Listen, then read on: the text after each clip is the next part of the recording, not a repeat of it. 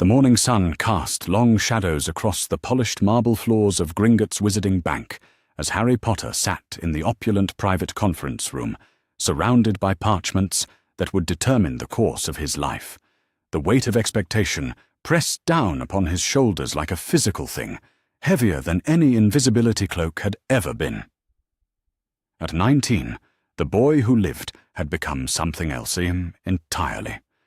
Something that made the wizarding world's elite families circle like vultures around fresh prey. He had become marriageable. 7 formal marriage proposals lay scattered across the mahogany table before him, each sealed with the wax crest of a sacred 28 family, each representing a carefully calculated political alliance that would secure Harry Potter's considerable fortune and influence for their bloodline. The Greengrass family crest bore the image of a silver serpent. The Parkinson seal displayed twin peacocks, and the Bulstrode emblem showed a badger rampant on a field of gold. These were not love letters. They were business propositions dressed in the language of courtship, offers to purchase the most eligible bachelor in magical Britain. Harry picked up the nearest parchment, noting how the expensive vellum felt beneath his fingers. Daphne Greengrass had written in flowing script that spoke of mutual respect and shared values, of the ancient wisdom of pure-blood alliances and the stability such a union would bring to both their houses. She had never once mentioned love. Neither had Pansy Parkinson, whose letter emphasized the political advantages of joining the Potter and Parkinson fortunes.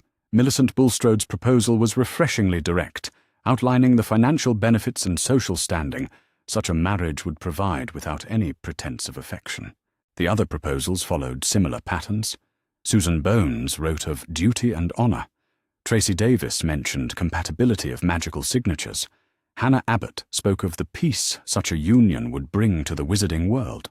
Daphne's younger sister Astoria had even included a detailed analysis of how their combined magical inheritance would benefit future generations. Where were you when I needed this kind of attention? Harry thought wryly, remembering his awkward teenage years when he could barely manage a conversation with Cho Chang without making a complete fool of himself. Now that he commanded the Potter family fortune, controlled a seat on the Wizengamot, and held the gratitude of the entire wizarding world, suddenly everyone wanted to marry him.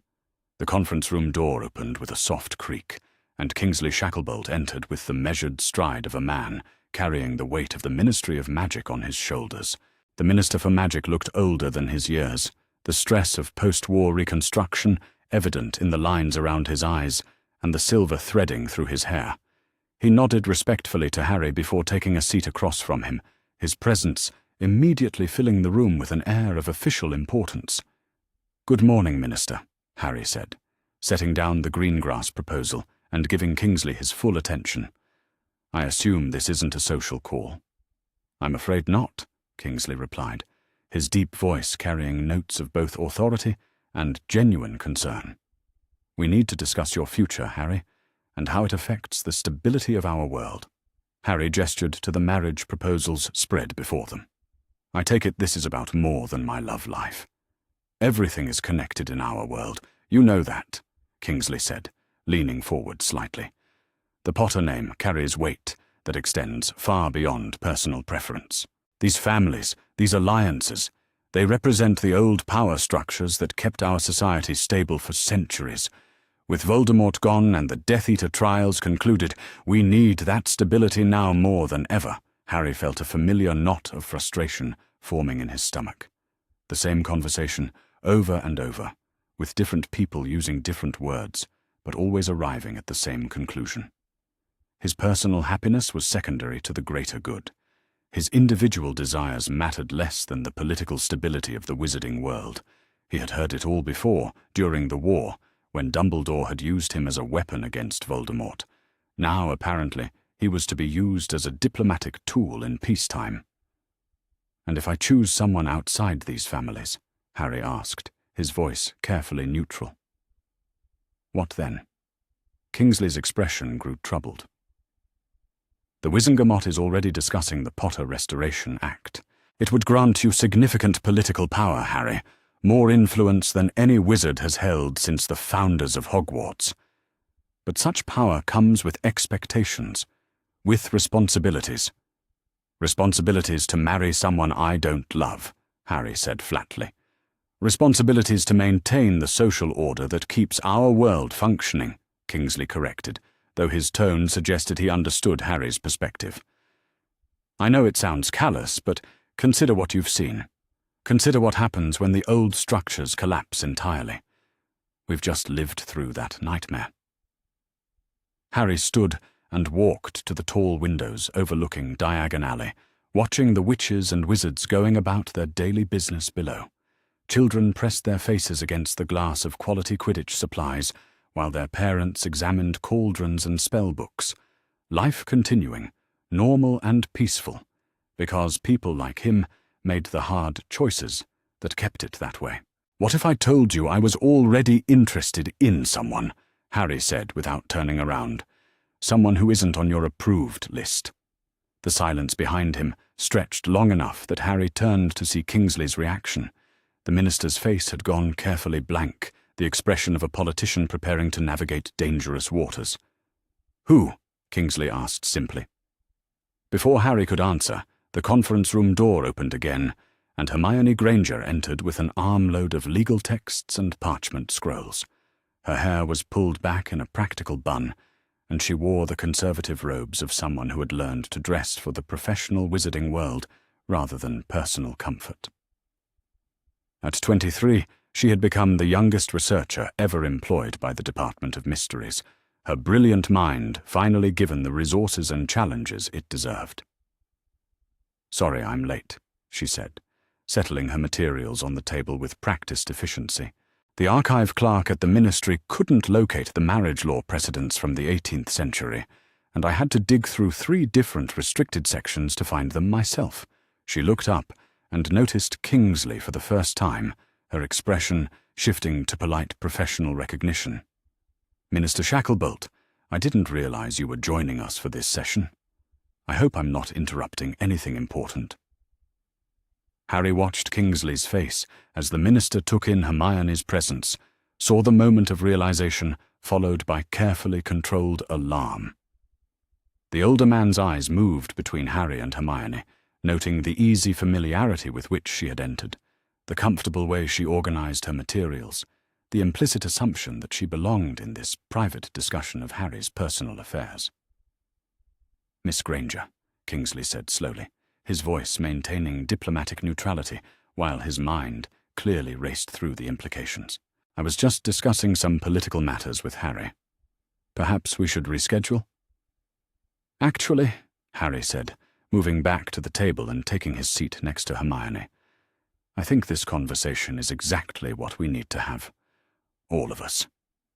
Hermione looked between them, with the sharp intelligence that had made her legendary at Hogwarts, immediately grasping the tension in the room, despite arriving in the middle of the discussion.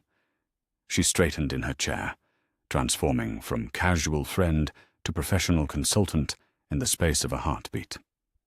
Is this about the marriage proposals? She asked directly, gesturing to the parchments scattered across the table.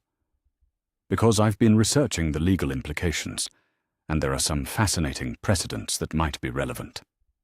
Harry felt something warm unfurl in his chest at her matter-of-fact approach to what everyone else treated as a delicate political crisis. Only Hermione would tackle the social pressure to marry within pureblood families by diving into legal precedents and historical analysis. It was exactly what he had come to love about her, though he hadn't yet found the courage to tell her so. What kind of precedents? Kingsley asked, his Minister of Magic voice taking over from his personal concern. Hermione pulled out a thick tome bound in green leather and flipped to a section marked with several bookmarks.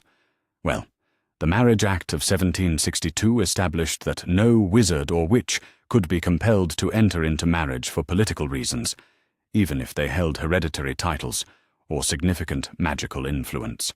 The Wizarding Rights Charter of 1845 reinforced individual choice in matters of personal relationships, specifically stating that blood status could not be used to limit marriage options. She paused, looking directly at Kingsley. More interestingly, the Potter family has a special exemption dating back to 1692. James Potter's great-great-grandfather successfully argued before the Wizengamot that the Potter line should be free from arranged marriage obligations due to their service to magical Britain. That exemption has never been revoked. Harry stared at her in surprise. You found all that in the Ministry archives. Hermione's cheeks flushed slightly. I may have been researching your legal options for several weeks now, just in case the political pressure became overwhelming. The warmth in Harry's chest intensified. Of course, she had been preparing contingencies, analyzing every angle, making sure he had options when the world tried to trap him into choices he didn't want to make. It was such a fundamentally Hermione thing to do that he had to resist the urge to reach over and take her hand. Kingsley was studying them both with the shrewd gaze that had made him an effective aura, and an even more effective minister. The exemption you mentioned, Miss Granger, does it apply to current political considerations? Hermione nodded confidently. The precedent is clear. Harry cannot be legally compelled to marry anyone, and his choice of spouse cannot be restricted based on blood status or family alliances. Any attempt to do so would violate several centuries of wizarding law. But politics isn't always about legality, Kingsley said gently. Social pressure, economic consequences, public opinion, these things can be just as constraining as any law. Harry felt the moment crystallize around him, the point where he could either continue playing the game of political expediency or choose to follow his own path regardless of consequences. He looked at Hermione, bent over her legal texts with absolute focus, her brilliant mind working to find solutions where others saw only problems. He thought about the marriage proposals from women who saw him as a prize to be won rather than a person to be loved. He considered the weight of expectations that had crushed him for most of his life, the way other people's needs had always taken precedence over his own happiness. Then I suppose it's time to find out how much pressure the wizarding world is willing to apply, Harry said quietly. Both Hermione and Kingsley looked at him, sensing the shift in his tone, the resolution that had crystallized in his voice. Harry, Kingsley began, but Harry held up a hand to stop him. Minister, with all due respect, I've spent most of my life being told that my personal desires matter less than the greater good. I was raised by people who hated me, forced into a war before I was ready, and used as a weapon against the darkest wizard in history. I did my duty. I saved our world. Now I want to live in it, on my own terms. He reached across the table and gathered up the 7 marriage proposals, stacking them into a neat pile. These women are perfectly lovely, I'm sure, but they don't want to marry Harry Potter. They want to marry the boy who lived, the war hero, the Potter fortune. They want to marry a symbol. What are you saying? Kingsley asked, though his expression suggested he already knew. I'm saying that I'm going to marry for love, Harry replied, his gaze moving to Hermione and staying there. And I'm going to marry the person who sees me as Harry, not as a political opportunity. Hermione's intake of breath was audible in the quiet room. Her eyes went wide with surprise, and something that looked like hope, though she quickly tried to hide it behind professional composure. Harry, she said carefully, you don't need to make declarations on my behalf. If this is about the legal research, I was just trying to help you understand your options. It's not about the legal research, Harry said, though his voice was gentle rather than impatient. It's about the fact that you spent weeks preparing contingencies for a problem I hadn't even fully articulated yet. It's about the way you care more about my happiness than my political utility. It's about the fact that, when I imagine my future, you're the person I want to share it with. The room fell silent except for the distant sounds of Diagon Alley filtering through the windows. Kingsley sat perfectly still, his political mind undoubtedly calculating the ramifications of what he had just witnessed. Hermione stared at Harry with an expression that cycled through surprise, wonder, fear, and something that might have been joy. Harry, she whispered, do you understand what you're saying? The consequences for both of us. I understand that I've spent 19 years letting other people make my most important choices, Harry replied. I understand that the wizarding world is going to react badly to this. I understand that you'll face discrimination and harassment and pressure to end whatever relationship we might have. He leaned forward, his green eyes intense behind his glasses. What I don't understand is why any of that matters more than the fact that I love you. The words hung in the air between them, simple and devastating in their honesty. Hermione's professional composure finally cracked, and she pressed her hand to her mouth as tears gathered in her eyes. "Oh, Harry," she breathed. Kingsley cleared his throat diplomatically, reminding them of his presence in the room. "Harry, Miss Granger, I think we should discuss the practical implications of this decision. The political ramifications will be significant." Harry turned to face the minister, his hand moving instinctively to cover Hermione's where it lay on the table. "Let them be significant," he said calmly. "Let the sacred 28 families clutch their pearls and the Daily Prophet write their scandalized articles. Let the Wizengamot debate and the Purebloods protest. I'm done living my life according to other people's expectations." Kingsley studied them for a long moment, his expression unreadable. Finally, he nodded slowly. "Very well," he said, "but understand that you're choosing a difficult path. Both of you. The wizarding world can be cruel to those who challenge its traditions." "Then maybe it's time for some new traditions," Hermione said quietly, her voice steady despite the tears on her cheeks. She turned her hand under Harry's so their fingers intertwined. "Maybe it's time for marriages based on love and compatibility, rather than blood status and political advantage." Harry squeezed her hand, feeling something settle into place in his chest, a sense of rightness that he had been missing for most of his life. The weight of expectation was still there, but now it felt manageable, shared between two people who understood each other completely.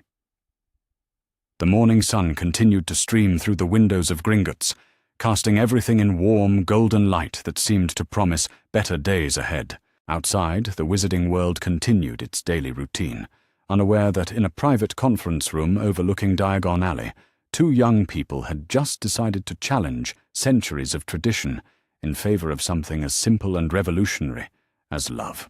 "What happens now?" Hermione asked, her practical mind already moving ahead to the challenges they would face.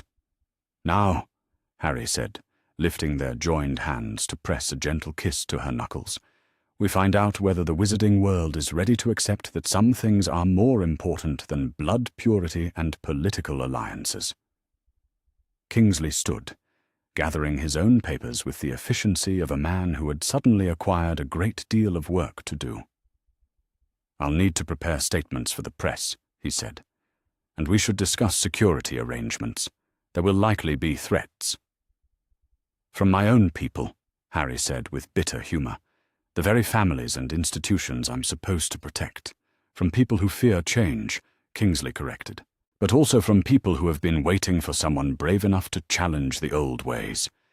You might be surprised by how much support you receive, especially from the younger generation." As if summoned by his words, the conference room door burst open and Ron Weasley stumbled in, his face flushed from running and his red hair sticking up at odd angles. Behind him came Ginny Weasley, looking significantly more composed but equally determined. "Harry," Ron gasped, catching his breath. "We heard. Mum got a message from the ministry.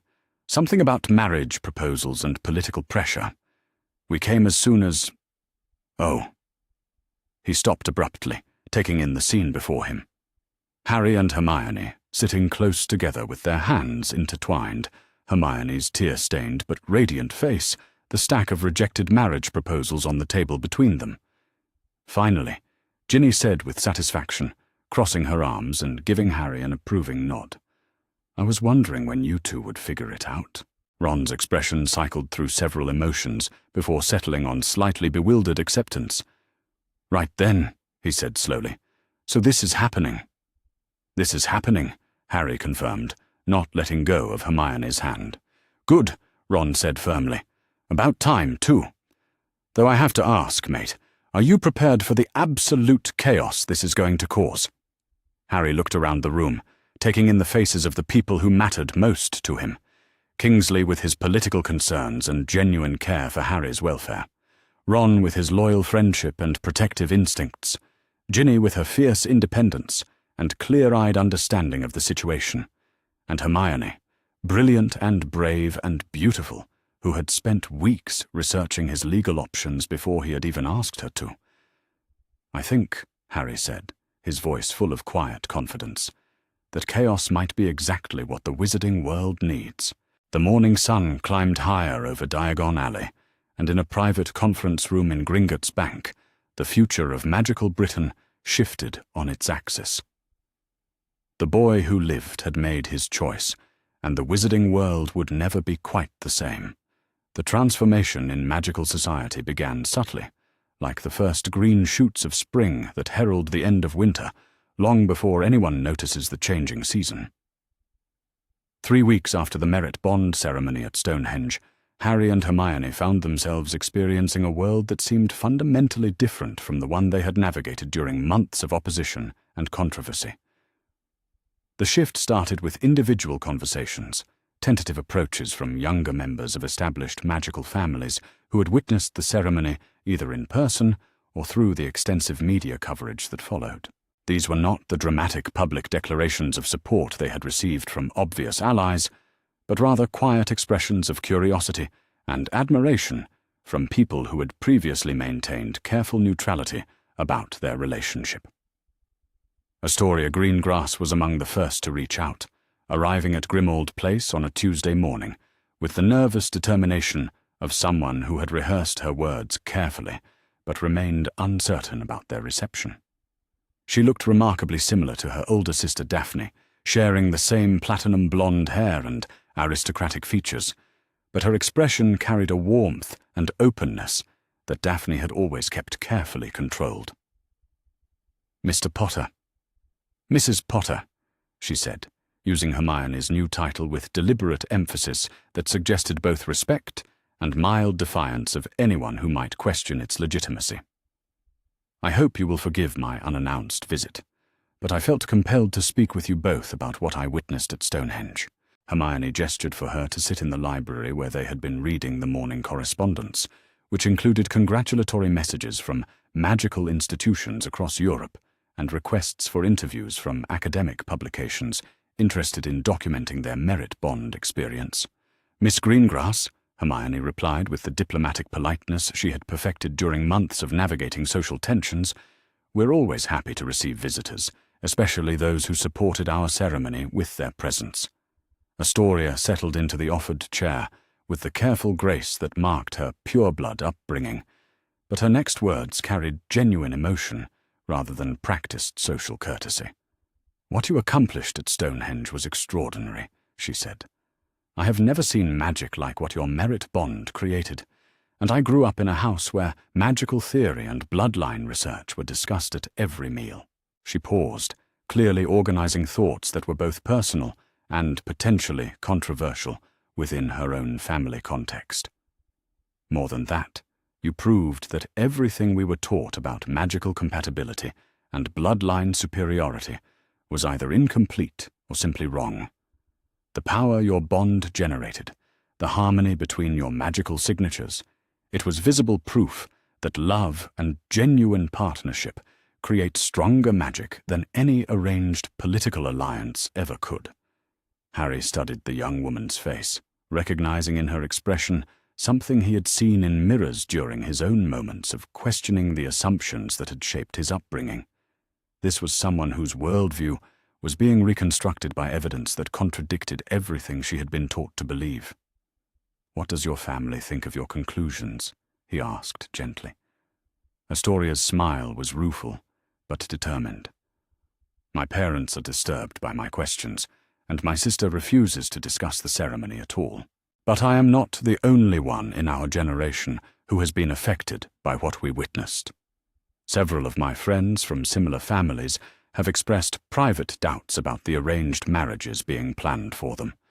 The implications of her words were significant. If young members of the Sacred 28 families were beginning to question the foundations of pure-blood marriage practices, then the merit bond ceremony had accomplished far more than simply legitimizing Harry and Hermione's relationship. Hermione leaned forward slightly, her academic instincts engaging with the opportunity to understand how their personal choice was affecting broader social patterns. What kinds of doubts are they expressing? Astoria glanced around the library as if ensuring their privacy, though her caution seemed more habitual than necessary, given the protective wards surrounding Grimmauld Place. They are asking why magical compatibility should matter less than family alliances, she said quietly. They are wondering whether they might find the kind of happiness you have discovered if they were allowed to choose their own partners based on love and genuine connection. She paused, her expression growing more serious. More importantly, they are beginning to question why our families have maintained such rigid control over marriage choices when the evidence suggests that merit-based partnerships produce superior magical results. The conversation continued for nearly 2 hours, with Astoria sharing details about the quiet revolution, beginning within her social circle, and asking thoughtful questions about how merit bond ceremonies might be adapted for other couples seeking alternatives to traditional arranged marriages. When she finally left, both Harry and Hermione understood that their ceremony had catalyzed changes that extended far beyond their personal situation. The proof of magical compatibility they had demonstrated was inspiring others to challenge assumptions that had shaped pureblood society for generations. Similar conversations followed throughout the week, as other young people from established families sought them out to express support, ask questions, or simply understand how they had found the courage to defy social expectations in favor of personal happiness. But the most significant indication of changing attitudes came from an unexpected source. Neville Longbottom's announcement that he intended to propose to Hannah Abbott using the merit bond ceremony rather than the traditional engagement and marriage practices their families had assumed they would follow. Neville's decision carried particular weight because both he and Hannah came from families that were fully accepted within traditional pureblood society. The Longbottoms were one of the Sacred 28, while the Abbotts, though not technically part of that exclusive group, had maintained impeccable bloodline purity for centuries. Their choice to pursue a merit bond represented validation from within the very social structures that had opposed Harry and Hermione's relationship. More than that, Neville's war record and reputation for courage made it impossible for critics to dismiss his decision as the product of social climbing or political manipulation. When the hero of Hogwarts chose merit over tradition, even the most conservative voices were forced to take notice. The announcement appeared in Witch Weekly rather than the Daily Prophet, presented as a romantic feature story about young love rather than a political manifesto about social change. But the implications were unmistakable to anyone who understood the significance of pure-blood families voluntarily abandoning arranged marriage practices in favor of partnerships based on magical compatibility. Hannah's reaction to Neville's proposal, as reported in the article, was both touching and politically significant. She spoke eloquently about her desire to build a marriage based on genuine affection and shared values rather than family expectations and social conventions. Most importantly, both sets of parents had expressed support for their children's choice, marking the first time that established magical families had publicly endorsed merit bond ceremonies over traditional arranged marriages. The Witch Weekly article prompted a flood of similar announcements from other couples who had been privately considering alternatives to conventional engagements. Within a month of Harry and Hermione's ceremony, 7 other couples had announced their intention to pursue merit bonds, including several that involved members of prominent pure-blood families. The social momentum created by these announcements forced even reluctant observers to acknowledge that merit bonds represented more than just a historical curiosity or a desperate attempt to legitimize unsuitable relationships. They were becoming a genuine alternative to traditional marriage practices, one that appeared to be gaining acceptance among the very families that had initially opposed them most strongly. The International Confederation of Wizards took formal notice of these developments, issuing a statement that recognized merit bonds as legitimate magical practices worthy of legal protection and social respect. Several European magical institutions announced plans to establish research programs focused on studying the magical theory underlying such ceremonies and their potential applications for strengthening magical communities. But the most significant validation came from an unexpected source: the publication of a comprehensive study conducted by the Department of Mysteries that analyzed the magical resonance patterns documented during Harry and Hermione's ceremony. The study, authored by a team of senior researchers, including several who had initially expressed skepticism about merit bonds, concluded that the magical compatibility demonstrated during their ceremony exceeded any measurements previously recorded for conventionally married couples, including those from the most prestigious pureblood alliances. More than that, the research suggested that merit bonds might actually strengthen the magical abilities of both participants, creating synergistic effects that enhanced their individual magical signatures while generating new capabilities that neither possessed alone. The academic legitimacy provided by the Department of Mysteries study transformed the debate about merit bonds from questions of social acceptability to discussions of practical advantages. If magical compatibility produced stronger marriages and more powerful magical offspring, then the traditional focus on bloodline purity was not just socially problematic, but actively counterproductive for magical society's development. Conservative voices attempted to challenge the study's methodology and conclusions, but their arguments were undermined by the rigorous peer review process the research had undergone, and the stellar reputations of the magical scholars involved in its preparation. Rita Skeeter, perhaps recognizing the shifting winds of public opinion, published a lengthy article that reframed her previous criticism of Harry and Hermione's relationship as prescient recognition of their extraordinary magical compatibility. The revisionist account conveniently ignored her months of hostile coverage, presenting her as an astute observer who had recognized the significance of their partnership long before others understood its implications. The article was transparently self-serving, but it also represented acknowledgement from one of magical Britain's most influential voices that opposition to merit bonds was no longer politically or socially viable. Even the Daily Prophet, which had provided a platform for much of the criticism directed at Harry and Hermione's relationship, began publishing articles that explored the historical precedents for merit bonds and their potential benefits for magical society's future development. The shift in media coverage reflected broader changes in public opinion that became evident during Harry and Hermione's first major social appearance since their ceremony. The annual Ministry Gala, held 6 weeks after their merit bond, provided an opportunity to observe how magical society's attitudes toward their relationship had evolved. The reception they received was markedly different from the mixture of curiosity, disapproval, and barely concealed hostility that had characterized their previous public appearances. Instead of whispered conversations and pointed snubs, they found themselves surrounded by well-wishers and curious observers who wanted to understand their experience and congratulate them on their successful ceremony. Several ministry officials who had maintained careful distance during the controversy made points of approaching them to express belated support and admiration for their courage in challenging outdated traditions. Department heads who had avoided associating with them professionally now seemed eager to discuss potential collaborations and research opportunities. Most significantly, members of prominent pureblood families who had previously treated them with cool politeness or outright hostility now approached with expressions of respect and even envy for the magical bond they had achieved. Lucius Malfoy, whose family had been among the most vocal opponents of their relationship, surprised everyone by offering formal congratulations on their successful merit bond and expressing hope that their example might inspire broader reforms in magical marriage practices.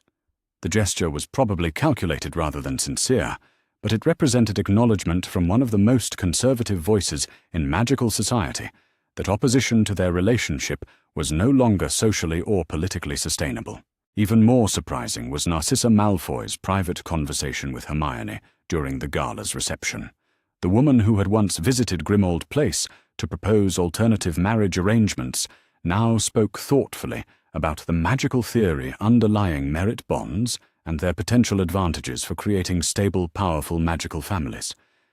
"Mrs. Potter," she said, using Hermione's married name with careful emphasis, "I believe I owe you an apology for my previous assumptions about your suitability as Harry's partner. The magical compatibility you demonstrated at Stonehenge was remarkable by any standard, and the research emerging from your ceremony suggests that merit bonds might indeed represent superior approaches to magical marriage." Hermione accepted the apology with diplomatic grace, while recognizing that Narcissa's words represented more than personal acknowledgement of error. They signaled that even the most traditional elements of pureblood society were beginning to adapt their positions in response to evidence they could not ignore or dismiss. The gala's most memorable moment came when Kingsley Shacklebolt used his address to the assembled guests to announce the ministry's formal recognition of merit bonds as legally equivalent to traditional marriage ceremonies, with all attendant rights, privileges, and social protections.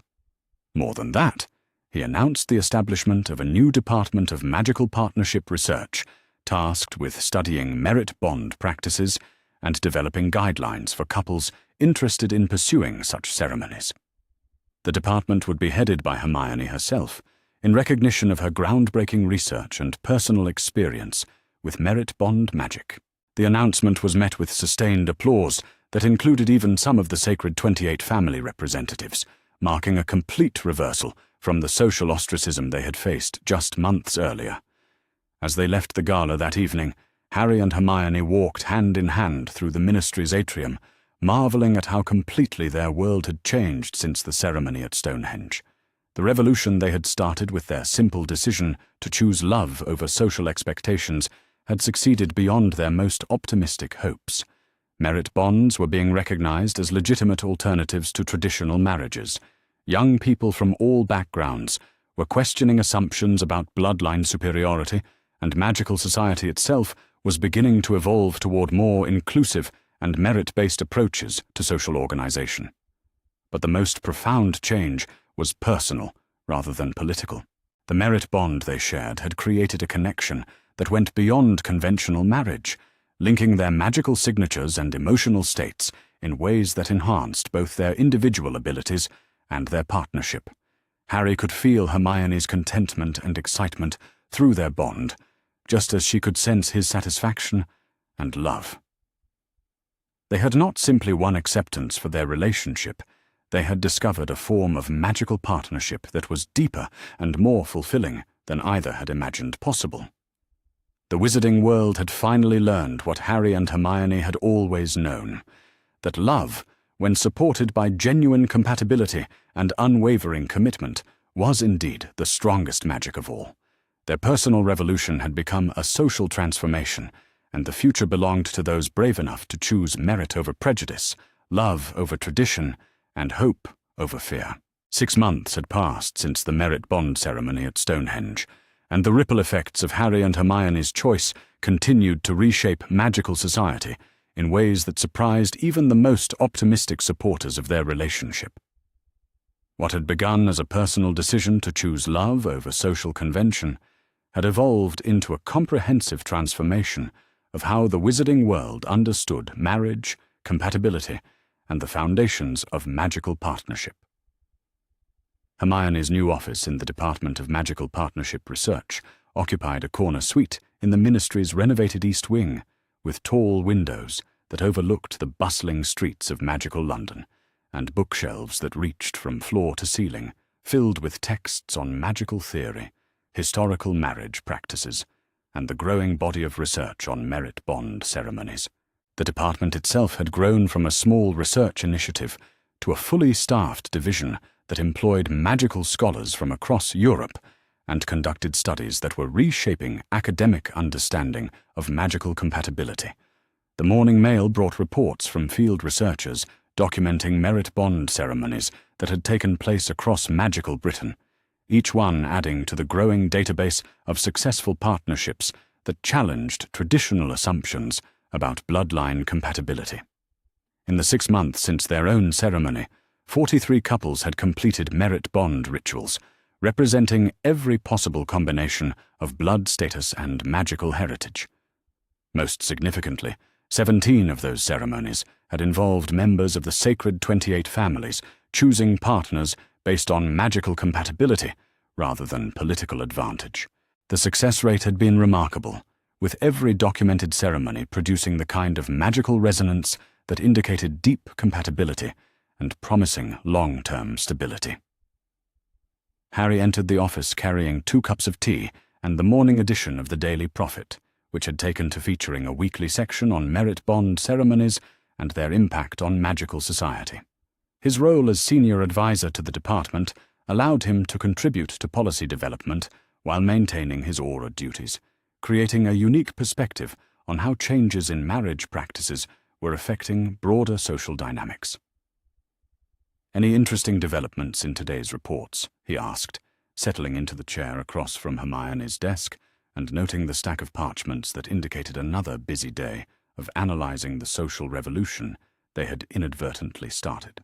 Hermione looked up from a particularly thick research report, her brown eyes bright with the intellectual excitement that came when she encountered patterns that confirmed her theoretical predictions. 3 more merit bond ceremonies scheduled for next month, she said, organizing her materials with the systematic approach that had made her legendary during their Hogwarts years. But more importantly, we're starting to see second-generation effects. Harry raised an eyebrow questioningly, recognizing the tone that indicated she had discovered something significant. "The children of merit-bonded couples," Hermione explained, pulling out a separate file filled with magical assessment reports. "The preliminary data suggests they are demonstrating magical abilities that exceed what we would predict based on their parents' individual capabilities." She opened the file to reveal charts and graphs that documented magical development in children whose parents had undergone merit bond ceremonies. The pattern was consistent and remarkable: enhanced magical signatures, earlier manifestation of magical abilities, and greater stability in magical control during the typically turbulent teenage years. It appears that merit bonds don't just create stronger partnerships between the bonded individuals, Hermione continued, her voice carrying the satisfaction of someone whose theoretical framework was being validated by empirical evidence. They actually enhance the magical potential of the next generation in measurable ways. Harry studied the data with growing amazement. If Hermione's research was accurate, then merit bonds were not just alternatives to traditional arranged marriages. They were superior approaches to creating magical families that would benefit society for generations to come. The implications were staggering. For centuries, the sacred 28 families had justified their marriage practices by claiming they were preserving and strengthening magical bloodlines. Now evidence suggested that merit bonds, which they had initially opposed as threats to magical heritage, were actually more effective at achieving those very goals. "Have you shared this data with the Wizengamot?" Harry asked. Hermione's expression grew more serious. "That's this afternoon's agenda item. Kingsley has called a special session to review our 6-month progress report and consider formal policy changes based on what we've learned." The Wizengamot session that afternoon represented a moment of truth for the social changes that had begun with their personal choice to challenge traditional marriage expectations. The chamber was packed with representatives from across magical society, including many who had initially opposed merit bonds, but now found themselves confronting evidence they could not dismiss or ignore. Hermione presented their findings with scholarly precision and diplomatic grace, allowing the data to speak for itself rather than making inflammatory arguments about the failures of traditional practices. Her presentation was masterful, combining rigorous research methodology with clear explanations that made complex magical theory accessible to non-specialists. The evidence she presented was comprehensive and compelling. Merit bond ceremonies had produced successful magical partnerships at rates that exceeded traditional arranged marriages by significant margins. The magical compatibility demonstrated during bonding rituals correlated strongly with long-term relationship stability and mutual satisfaction. Most importantly, the enhanced magical abilities documented in children of merit bonded couples suggested that such partnerships were not just personally fulfilling, but actually beneficial for the future strength of magical society as a whole. When Hermione concluded her presentation, the chamber fell silent as the assembled representatives absorbed the implications of what they had heard. This was not theoretical debate about social customs or personal preferences. This was empirical evidence about practical outcomes that affected the fundamental goals that all magical families claimed to prioritize. The first response came from an unexpected source: Augustus Longbottom, Neville's grandfather, and one of the most conservative members of the Wizengamot. He stood slowly, his ancient frame commanding immediate attention from everyone present. "Madam Potter," he said, using Hermione's married title with deliberate emphasis, "your research appears to confirm what many of us have observed privately over the past months. My grandson's merit bond with Miss Abbott has produced not just personal happiness, but magical partnership that exceeds anything I witnessed during my own traditionally arranged marriage." The admission was stunning in its honesty and its implications. Augustus Longbottom was acknowledging that merit bonds had succeeded where traditional practices had failed, and he was doing so publicly before the assembled representatives of magical Britain's most powerful families. "More importantly," he continued, "the evidence you present suggests that we have been pursuing magical strength through methods that are demonstrably inferior to alternatives we dismissed without proper investigation. This represents not just personal prejudice, but institutional failure on a scale that demands immediate correction." The speech opened floodgates of similar acknowledgements from other Wizengamot members who had witnessed the success of merit bond ceremonies within their own families or social circles. One after another, representatives stood to share examples of young couples who had chosen compatibility over convention and achieved happiness and magical success that exceeded their parents' expectations. The most dramatic moment came when Cornelius Greengrass rose to address the chamber, his expression showing the struggle of someone whose worldview was being reconstructed by evidence he could no longer deny. "Members of the Wizengamot," he began, his voice carrying the weight of generations of family tradition that he was about to challenge, "I must acknowledge that my opposition to merit bond ceremonies was based on assumptions that have proven incorrect." He paused, gathering himself for words that would reshape his family's position within magical society. "My daughter Daphne's pursuit of a traditional alliance with Mr. Potter was motivated by genuine belief that such partnerships served both personal and social interests. But the evidence we have witnessed suggests that merit bonds create stronger marriages, more powerful magical families, and greater contributions to our society's future development." The admission represented complete reversal from one of the sacred 28 families' most prominent voices, signaling that opposition to merit bonds was no longer tenable even among the most traditional elements of magical society. The formal vote that followed was largely symbolic, given the overwhelming evidence in favor of merit bond recognition and support. The Wizengamot unanimously passed legislation that established merit bonds as legally equivalent to traditional marriages, provided funding for expanded research into magical compatibility, and created educational programs to help young couples understand their options for magical partnership. More significantly, the legislation included provisions for reforming Hogwarts' curriculum to include education about different forms of magical bonding and their historical significance. Future generations of magical children would grow up understanding that they had choices about how to structure their romantic relationships and magical partnerships. As they left the Wizengamot chamber that evening, Harry and Hermione found themselves surrounded by well-wishers and supporters who wanted to congratulate them on achieving institutional validation for the social changes they had inspired. But the most meaningful conversation came from Luna Lovegood, who approached them with the serene expression that characterized her approach to even the most dramatic developments.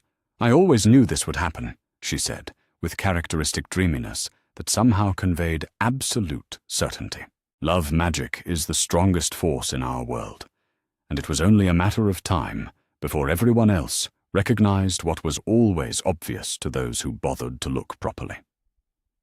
Luna's simple statement captured something profound about the journey they had completed.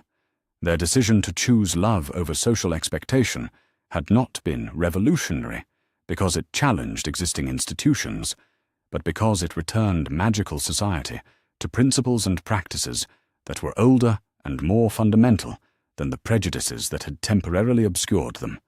The real transformation, Harry realized, was not that they had changed magical society, but that they had helped it remember what it had always been capable of becoming when guided by wisdom rather than fear, love rather than prejudice, and hope rather than the desperate desire to preserve systems that had never served their stated purposes effectively. 6 months later, as they celebrated their first wedding anniversary in the library at Grimmauld Place, Harry and Hermione reflected on how completely their world had transformed since that morning, when marriage proposals from pureblood families had seemed like insurmountable obstacles to their happiness. The merit bond they shared continued to deepen and strengthen, creating connections between them that went beyond conventional marriage into realms of magical and emotional intimacy that neither had imagined possible. They could sense each other's thoughts and feelings across distances, share magical energy during complex spellwork, and experience a level of partnership that enhanced every aspect of their individual lives. But perhaps more importantly, they had discovered that personal happiness and social responsibility were not competing priorities, but complementary aspects of a life lived with integrity and courage. Their choice to follow their hearts had created ripple effects that strengthened magical society as a whole, proving that individual fulfillment and community benefit could be achieved simultaneously when guided by genuine wisdom and authentic love. The wizarding world they now inhabited was measurably better than the one they had challenged a year earlier. Young people had choices about their romantic futures that previous generations had been denied. Magical partnerships were being formed based on compatibility and affection rather than political advantage. Research into magical theory was expanding understanding of how love and partnership created power that exceeded the sum of individual capabilities. Most importantly, the next generation of magical children would grow up in a society that valued merit over bloodline, love over tradition, and individual choice over institutional pressure. As they sat together in the firelight, reading reports about the latest merit bond ceremonies and planning their own research into advanced magical partnership theory, Harry and Hermione understood that they had not just won their personal battle for the right to marry for love. They had participated in the kind of social transformation that happened perhaps once in a generation, when individual courage and institutional wisdom combined to create change that benefited everyone. Their love story had become a revolution, and that revolution had succeeded beyond their most ambitious dreams. The future belonged to love, and love had proven itself worthy of that responsibility. The interview request came from Witch Weekly's most prestigious feature writer, a woman whose articles on magical society had shaped public opinion for more than 2 decades. Helena Clearwater was known for her insightful profiles of influential figures and her ability to capture the human stories behind major social movements, making her the perfect choice to document how Harry and Hermione's relationship had evolved from controversial romance to catalyst for institutional transformation. They met in the renovated conservatory at Grimmauld Place, which Hermione had transformed into a combination library and research space that reflected both her scholarly pursuits and the domestic happiness they had built together. Sunlight streamed through tall windows, illuminating comfortable reading chairs, carefully organized bookshelves, and the kind of lived-in warmth that spoke to years of shared conversations and quiet contentment. Helena arrived precisely on time, her professional demeanor softening as she took in the obvious harmony of their domestic arrangements. She was a woman in her 50s, with silver-streaked hair and the kind of intelligent eyes that missed very few details, equipped with a quick quotes quill that she had trained to capture conversation accurately rather than sensationally. "Mr. and Mrs. Potter," she began, settling into the chair they had prepared for her. "Thank you for agreeing to this interview. It has been 18 months since your merit bond ceremony at Stonehenge, and the changes in magical society during that time have been extraordinary. I would like to understand how you view your role in those transformations." Harry exchanged a glance with Hermione, their merit bond allowing them to share a moment of silent communication about how to approach questions that touched on both personal history and broader social implications. "I think," Harry replied carefully, "that we have been fortunate to participate in changes that were already inevitable. The war against Voldemort demonstrated that blood purity ideology was not just morally wrong but practically destructive. Merit bonds simply provided a positive alternative to practices that had never served their stated purposes effectively." Helena's quill moved steadily across her parchment, capturing not just his words, but the thoughtful deliberation with which he chose them. "And Mrs. Potter, how do you view the academic and policy changes that have emerged from your research into magical compatibility?" Hermione's response carried the precision that characterized her approach to complex intellectual problems. "The research has consistently shown that magical partnerships based on genuine compatibility produce better outcomes than those based on political or social convenience," she said. "But I think the more significant development is that magical society has proven capable of changing its fundamental assumptions when presented with compelling evidence." She gestured toward a nearby shelf filled with reports and studies that documented the success of merit bond ceremonies across magical Britain. "We have data from nearly 200 ceremonies now, representing every possible combination of magical heritage and blood status. The success rates speak for themselves, and the enhanced magical abilities we are documenting in children from these partnerships suggest we are building a stronger magical society for future generations." Helena leaned forward slightly, her journalistic instincts engaging with the opportunity to explore the human dimensions behind the statistical evidence. "But surely the personal costs have been significant. You faced months of criticism, social ostracism, and institutional pressure. Was the eventual vindication worth the struggle you endured to achieve it?" The question prompted a moment of shared reflection, as Harry and Hermione considered their journey from the morning when marriage proposals had seemed like insurmountable obstacles to this afternoon, when they were recognized as pioneers of beneficial social change. "The personal costs were real," Hermione acknowledged, "but they were temporary, while the benefits we have helped create will last for generations. Young magical couples now have choices that were denied to previous generations. That seems worth temporary discomfort." Harry nodded, his green eyes showing the contentment that had replaced the stress and uncertainty of their early battles against social prejudice. "More than that," he added, "we discovered that personal happiness and social responsibility are not competing priorities. Our choice to follow our hearts created positive changes that extended far beyond our individual circumstances." The interview continued for nearly 3 hours, covering everything from the magical theory underlying merit bond ceremonies to the policy changes they had inspired throughout magical society. Helena's questions were thoughtful and comprehensive, designed to document not just their personal story, but the broader transformation they had helped catalyze. One of her most insightful questions addressed the international implications of their success. Merit bond ceremonies are now being performed in magical communities across Europe and beyond, she noted. "How do you feel about your relationship becoming a model for couples in societies you have never visited?" Hermione's smile carried genuine pleasure at the question.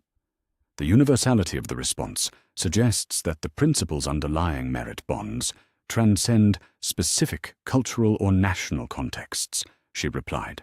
"Love and magical compatibility are not uniquely British concepts, and it makes sense that couples everywhere would want partnerships based on genuine affection and harmonious magical signatures." Harry added his own perspective with characteristic directness. "If our example has helped other couples find the kind of happiness we have discovered, then I am grateful our story has had that impact. Love should not be constrained by artificial barriers, whether those barriers are based on blood status, national borders, or social conventions that no longer serve their intended purposes. As the formal interview concluded and Helena prepared to leave, she asked one final question that would become the centerpiece of her eventual article. Looking back on everything that has happened since you first decided to challenge traditional marriage expectations, is there anything you would do differently? Harry and Hermione considered the question seriously, their merit bond allowing them to share the reflection without the need for extended verbal consultation. I think, Harry said finally, that we would have been more intentional about building alliances earlier in the process. We focused so much on defending our personal choice that we missed opportunities to help others understand the broader implications of what we were proposing. Hermione nodded in agreement. The opposition we faced was largely based on fear and misunderstanding, rather than genuine malice, she observed. If we had done a better job of explaining how merit bonds could strengthen magical society rather than threaten it, we might have avoided some of the more painful conflicts we experienced. But would you change the fundamental decision to choose love over social expectation?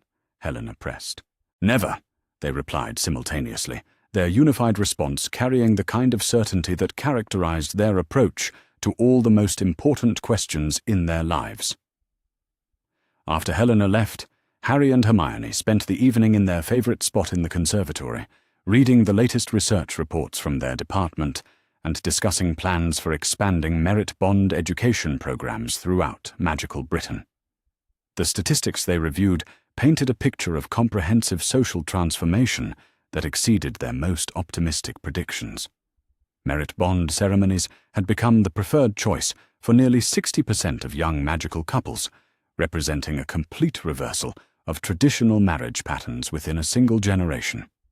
More importantly, the academic research documenting enhanced magical abilities in children from merit-bonded families had prompted policy changes that extended far beyond marriage practices. Hogwarts had revised its curriculum to emphasize magical compatibility and partnership theory. The ministry had established new departments focused on optimizing magical potential through improved understanding of how individual magical signatures could be enhanced through various forms of partnership and collaboration. Even the sacred 28 families had adapted their practices to incorporate merit bond principles, abandoning purely political marriage arrangements in favor of partnerships that balanced family interests with genuine compatibility and affection. The transformation had been so comprehensive that many younger members of magical society had difficulty understanding why blood purity ideology had ever been considered reasonable or beneficial. As they reviewed reports about the latest developments in magical partnership research, Harry and Hermione were interrupted by the arrival of unexpected but welcome visitors. Ron and Ginny Weasley came through the Flu Network carrying champagne and wearing expressions of excitement that suggested they had news to share. Harry, Hermione. Ron began without preamble. We wanted you to hear this from us before it appears in tomorrow's Prophet. Ginny and I have decided to have a merit bond ceremony. The announcement was both surprising and entirely logical. Ron and Ginny had been together for nearly 2 years, their relationship having developed from friendship into romance, with the gradual certainty that characterized all the most successful partnerships in their social circle. More significantly, their decision represented validation from within Harry and Hermione's closest personal relationships, demonstrating that merit bonds were being chosen not just by couples seeking alternatives to family pressure, but by people who had complete freedom to pursue any form of partnership they preferred. The celebration that followed included detailed discussions of ceremony planning, magical compatibility theory, and the broader social changes that had made their choice possible. Ron and Ginny's announcement prompted reflections on how much their world had transformed since the morning when Harry had faced pressure to marry within pureblood families. As the evening progressed and their friends shared their excitement about upcoming nuptials, Harry and Hermione found themselves experiencing the deep satisfaction that came from witnessing the positive long-term consequences of choices they had made during much more uncertain times. The conversation inevitably turned to the broader implications of the social changes they had helped initiate. Statistics showed that magical society was measurably stronger, happier, and more inclusive than it had been 18 months earlier. Young people reported higher levels of satisfaction with their romantic relationships. Enhanced magical abilities were being documented across multiple demographics, and institutional discrimination based on blood status had declined to historically low levels. Most importantly, the next generation of magical children was growing up in a society that valued individual merit over inherited privilege, personal choice over institutional pressure, and love over fear. But the most profound transformation was visible in their own relationship, which had deepened and strengthened in ways that continued to surprise them both. The merit bond they shared had evolved far beyond the magical compatibility they had demonstrated during their ceremony, creating forms of partnership and mutual support that enhanced every aspect of their individual and collective lives. Harry could sense Hermione's contentment and intellectual satisfaction through their bond, just as she could feel his happiness and sense of purpose. They had not simply won the right to marry for love, they had discovered what love could become when supported by magical partnership, social acceptance, and the kind of institutional framework that encouraged rather than constrained authentic relationships. As Ron and Ginny prepared to leave, promising to involve them in every detail of their own ceremony planning, Harry and Hermione found themselves alone in the conservatory, with the comfortable silence that characterized their most peaceful moments together. "Do you ever think about what would have happened if we had chosen differently?" Hermione asked, settling into his arms with the easy intimacy that their merit bond had made natural and effortless. Harry considered the question seriously, running his fingers through her hair while contemplating alternative histories in which they had yielded to social pressure or chosen individual safety over collective transformation. "Sometimes," he admitted. "But I think we would have spent the rest of our lives wondering what we had given up for the sake of other people's comfort, with systems that never served anyone's best interests effectively." He tightened his arms around her, marveling as always at how perfectly they fit together, both physically and magically. "More than that, I think we would have been complicit in perpetuating practices that limited other people's choices and opportunities. Our personal happiness was always connected to broader questions about what kind of society we wanted to help create." Hermione nodded against his shoulder, her own reflection echoing his conclusions about the relationship between individual choice and collective responsibility. "We proved that love and social progress are not competing priorities," she said softly. "We proved that following your heart can be the most responsible choice you make, if your heart is guided by wisdom and genuine care for others." Outside their windows, London settled into evening quiet, the Muggle world continuing its ancient rhythms, while the magical society that existed alongside it continued adapting to changes that had begun with two young people's decision to choose love over convention. Inside the conservatory at Grimmauld Place, Harry Potter and Hermione Potter sat together in the firelight, reviewing research reports and planning future projects that would continue building the more inclusive and merit-based magical society their choice had helped create. They had not simply written a love story, they had authored a revolution, and that revolution had succeeded so completely that future generations would grow up taking for granted freedoms and opportunities that had required tremendous courage to establish. The wizarding world they now inhabited was measurably better than the one they had challenged 18 months earlier, and the improvements would continue expanding as merit bond principles influenced every aspect of how magical society understood partnership, collaboration, and the optimization of magical potential through genuine compatibility and mutual support. Their personal happiness had become a gift to everyone who would benefit from the changes they had inspired, proving once again that the strongest magic was indeed love, and that love guided by wisdom could transform even the most entrenched systems of prejudice and limitation. The future belonged to merit rather than bloodline, choice rather than coercion, and hope rather than fear. Harry Potter and Hermione Potter had helped write that future, and they would spend the rest of their lives helping others claim the freedoms and opportunities their courage had made possible. The revolution was complete, but the work of building a better world continued, one loving partnership at a time. The rejection letter arrived at Greengrass Manor precisely at dawn, delivered by a sleek, tawny owl that perched regally on the ornate windowsill of the family's breakfast room. Daphne Greengrass broke the Potter seal with hands that trembled only slightly, her pale blue eyes scanning the formal parchment with growing disbelief. The words were polite, respectful even, but their meaning was unmistakably clear.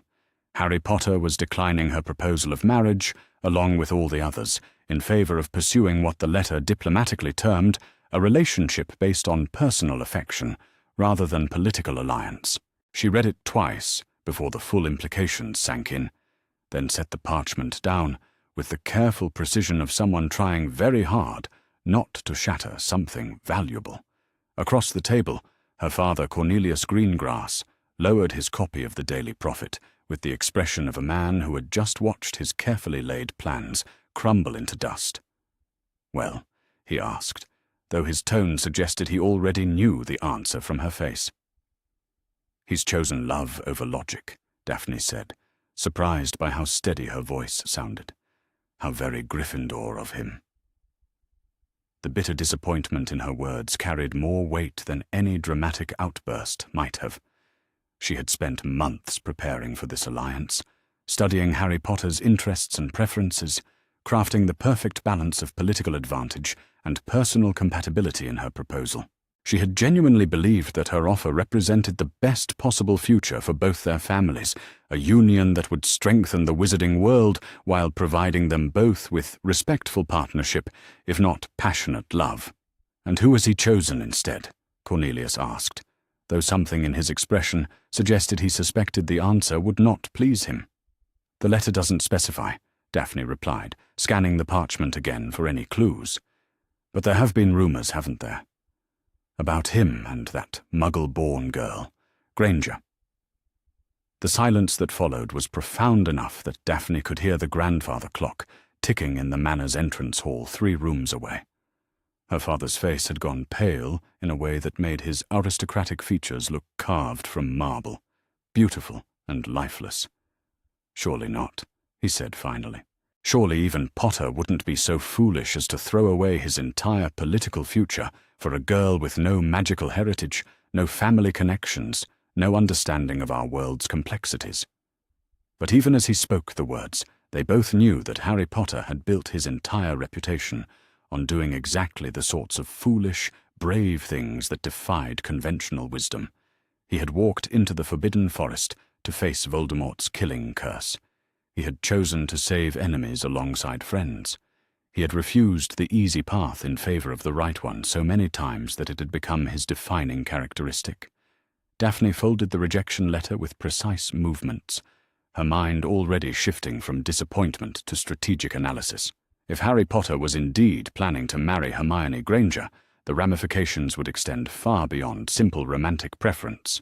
This was about the future power structure of magical Britain, about whether the old families would maintain their influence, or whether a new order would emerge based on merit rather than bloodline. "I think," she said slowly, "that we may have underestimated just how much the war changed him." Her father made a sound that might have been agreement or disgust. "The boy has no concept of the chaos he's about to unleash. A marriage between Potter and a Muggle-born would set precedents that could destroy everything our families have worked to preserve." Daphne looked out the window at the perfectly manicured gardens of Greengrass Manor, thinking of all the generations of her family who had walked those paths, all the careful alliances and strategic marriages that had maintained their position in wizarding society. Was it selfish of them to want to preserve that tradition, or was Harry Potter being selfish in his willingness to tear it down for the sake of personal happiness. "What will you do?" she asked her father. "What I must," Cornelius replied grimly. "Contact the other families, coordinate our response. Potter may think he can ignore the consequences of his choices, but he'll learn otherwise soon enough." Meanwhile, 3 floors above the Greengrass breakfast room, in a cluttered office at the top of a crooked house in Ottery St. Catchpole, Luna Lovegood was putting the finishing touches on what would become the most controversial article ever published in the Quibbler. Her father, Xenophilius, had given her complete editorial freedom over the magazine's content, and Luna had decided to use that freedom to defend Harry Potter's right to marry whomever he chose. The article, titled "Love Potions and Marriage Plots: Why Harry Potter's Heart Belongs to Him Alone," was written in Luna's distinctive style that somehow managed to be both dreamy and devastatingly logical. She argued that the sacred 28 families' outrage over Harry's romantic choices revealed more about their own insecurities than about his supposed obligations to magical society.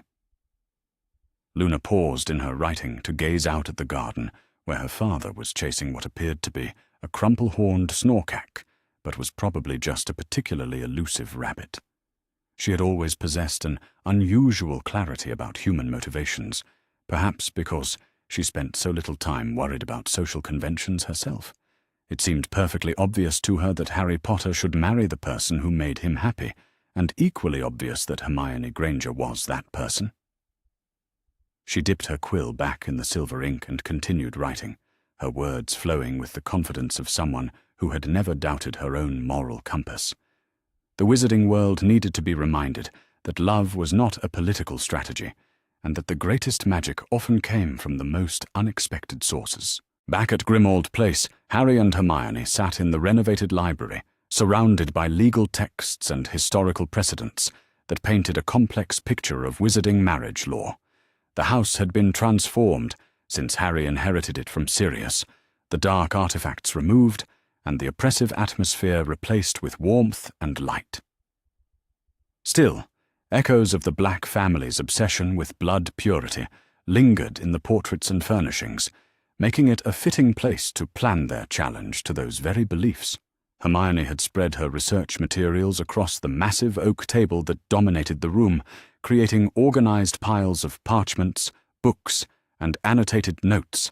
Her systematic approach to the problem was both impressive and slightly intimidating, covering everything from marriage contract law to the historical precedents for cross-blood status unions in wizarding society.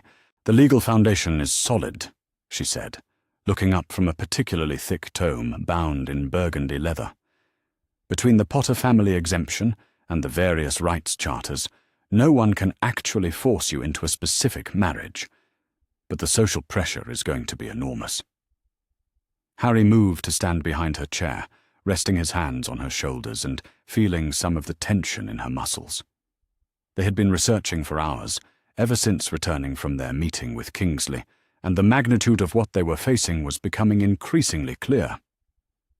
"Tell me about the social pressure," he said softly. "What exactly should we expect?" Hermione leaned back against him, drawing comfort from his presence as she organized her thoughts. "Well, the Daily Prophet will almost certainly publish negative articles questioning my motives and your judgment. The sacred 28 families will likely coordinate some form of social ostracism, refusing to attend events where we're present, withdrawing from business partnerships, that sort of thing." She paused, turning in her chair to look up at him. "And Harry, I need you to understand that some of this will be aimed specifically at me, at my blood status, my family background, my supposed unworthiness to marry into magical nobility." Harry's hands tightened slightly on her shoulders, his green eyes flashing with the kind of protective anger that had once prompted him to cast a Patronus against 100 Dementors. "Let them try," he said quietly. "Let them say one word against you, and see how quickly they remember why I'm called the boy who lived."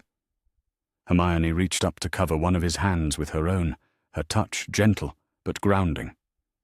"That's exactly the kind of reaction they'll be trying to provoke," she said. "They want you to lose your temper, to do something that makes you look unstable or unfit for political influence.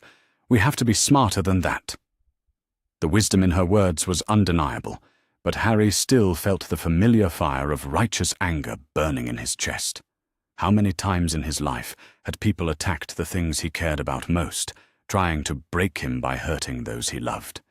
It had started with the Dursleys' contempt for anything magical, continued through Voldemort's targeting of his friends, and apparently was not going to end even in peacetime.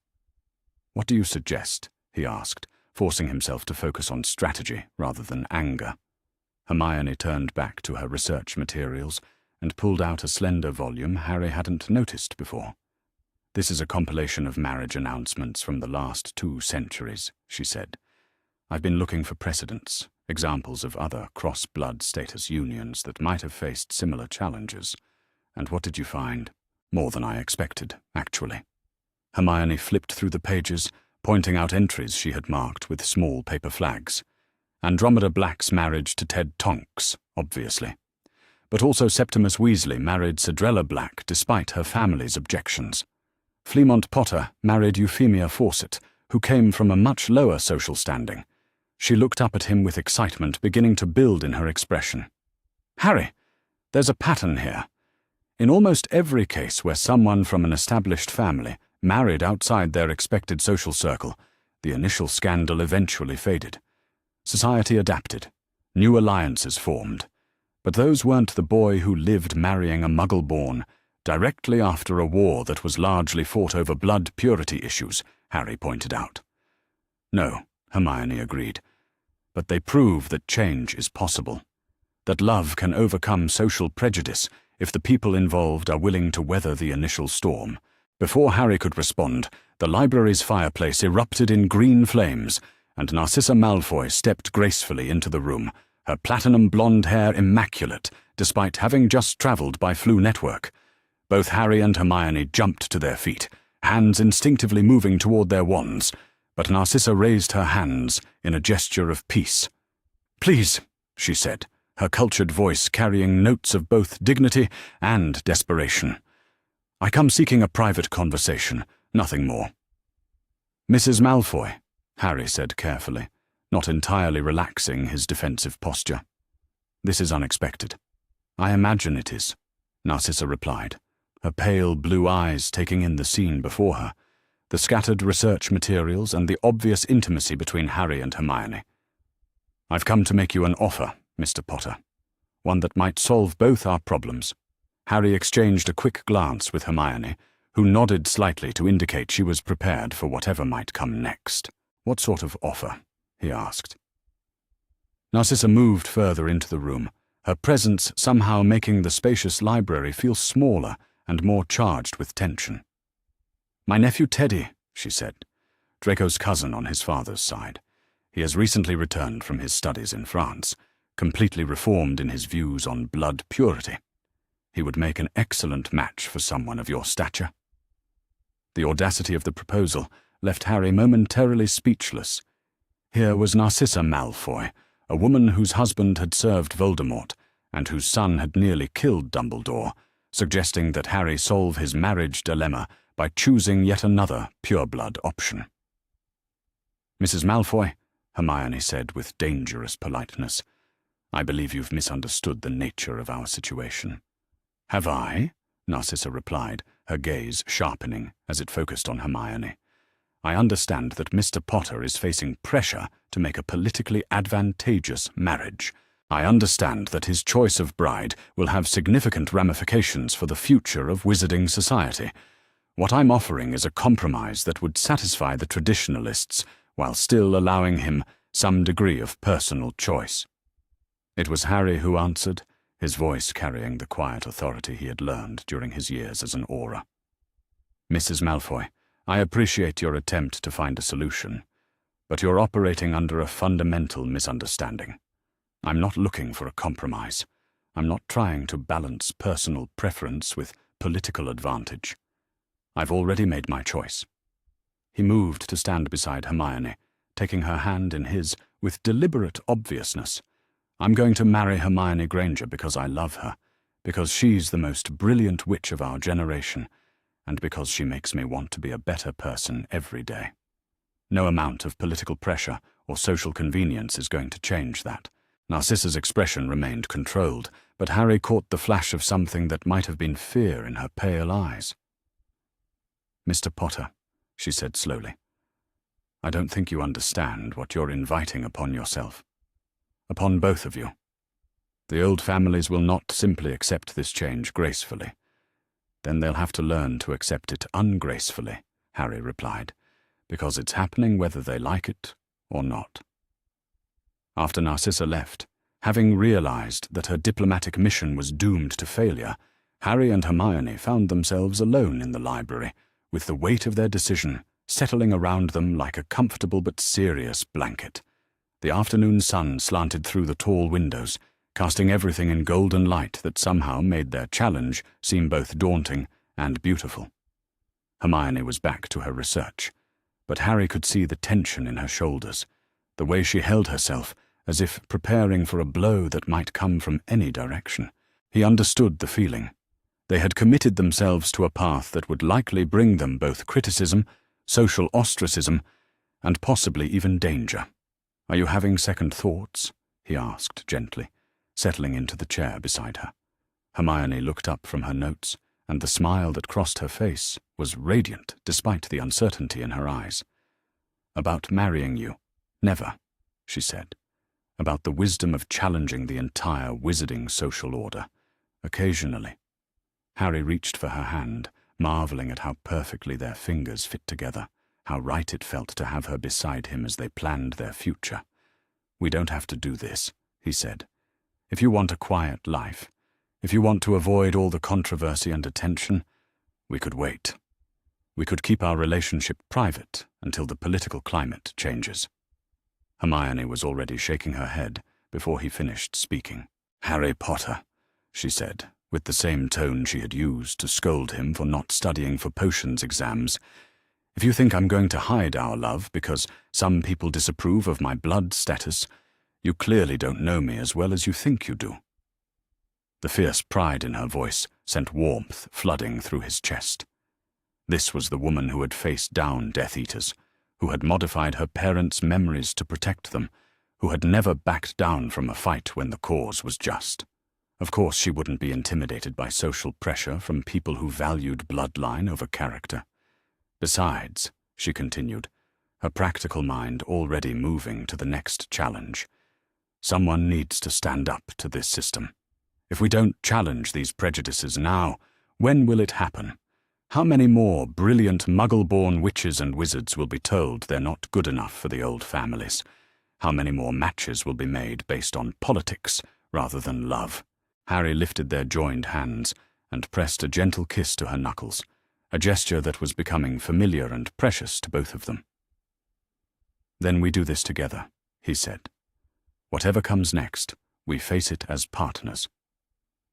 The sound of the Flu network activating again made them both look toward the fireplace, but this time it was Ron Weasley who stepped through the green flames, followed closely by his sister Ginny. Both of them looked like they had been running, their faces flushed and their expressions urgent. "You need to see this," Ron said without preamble, pulling a copy of the Evening Prophet from inside his robes. The story's already hit the papers.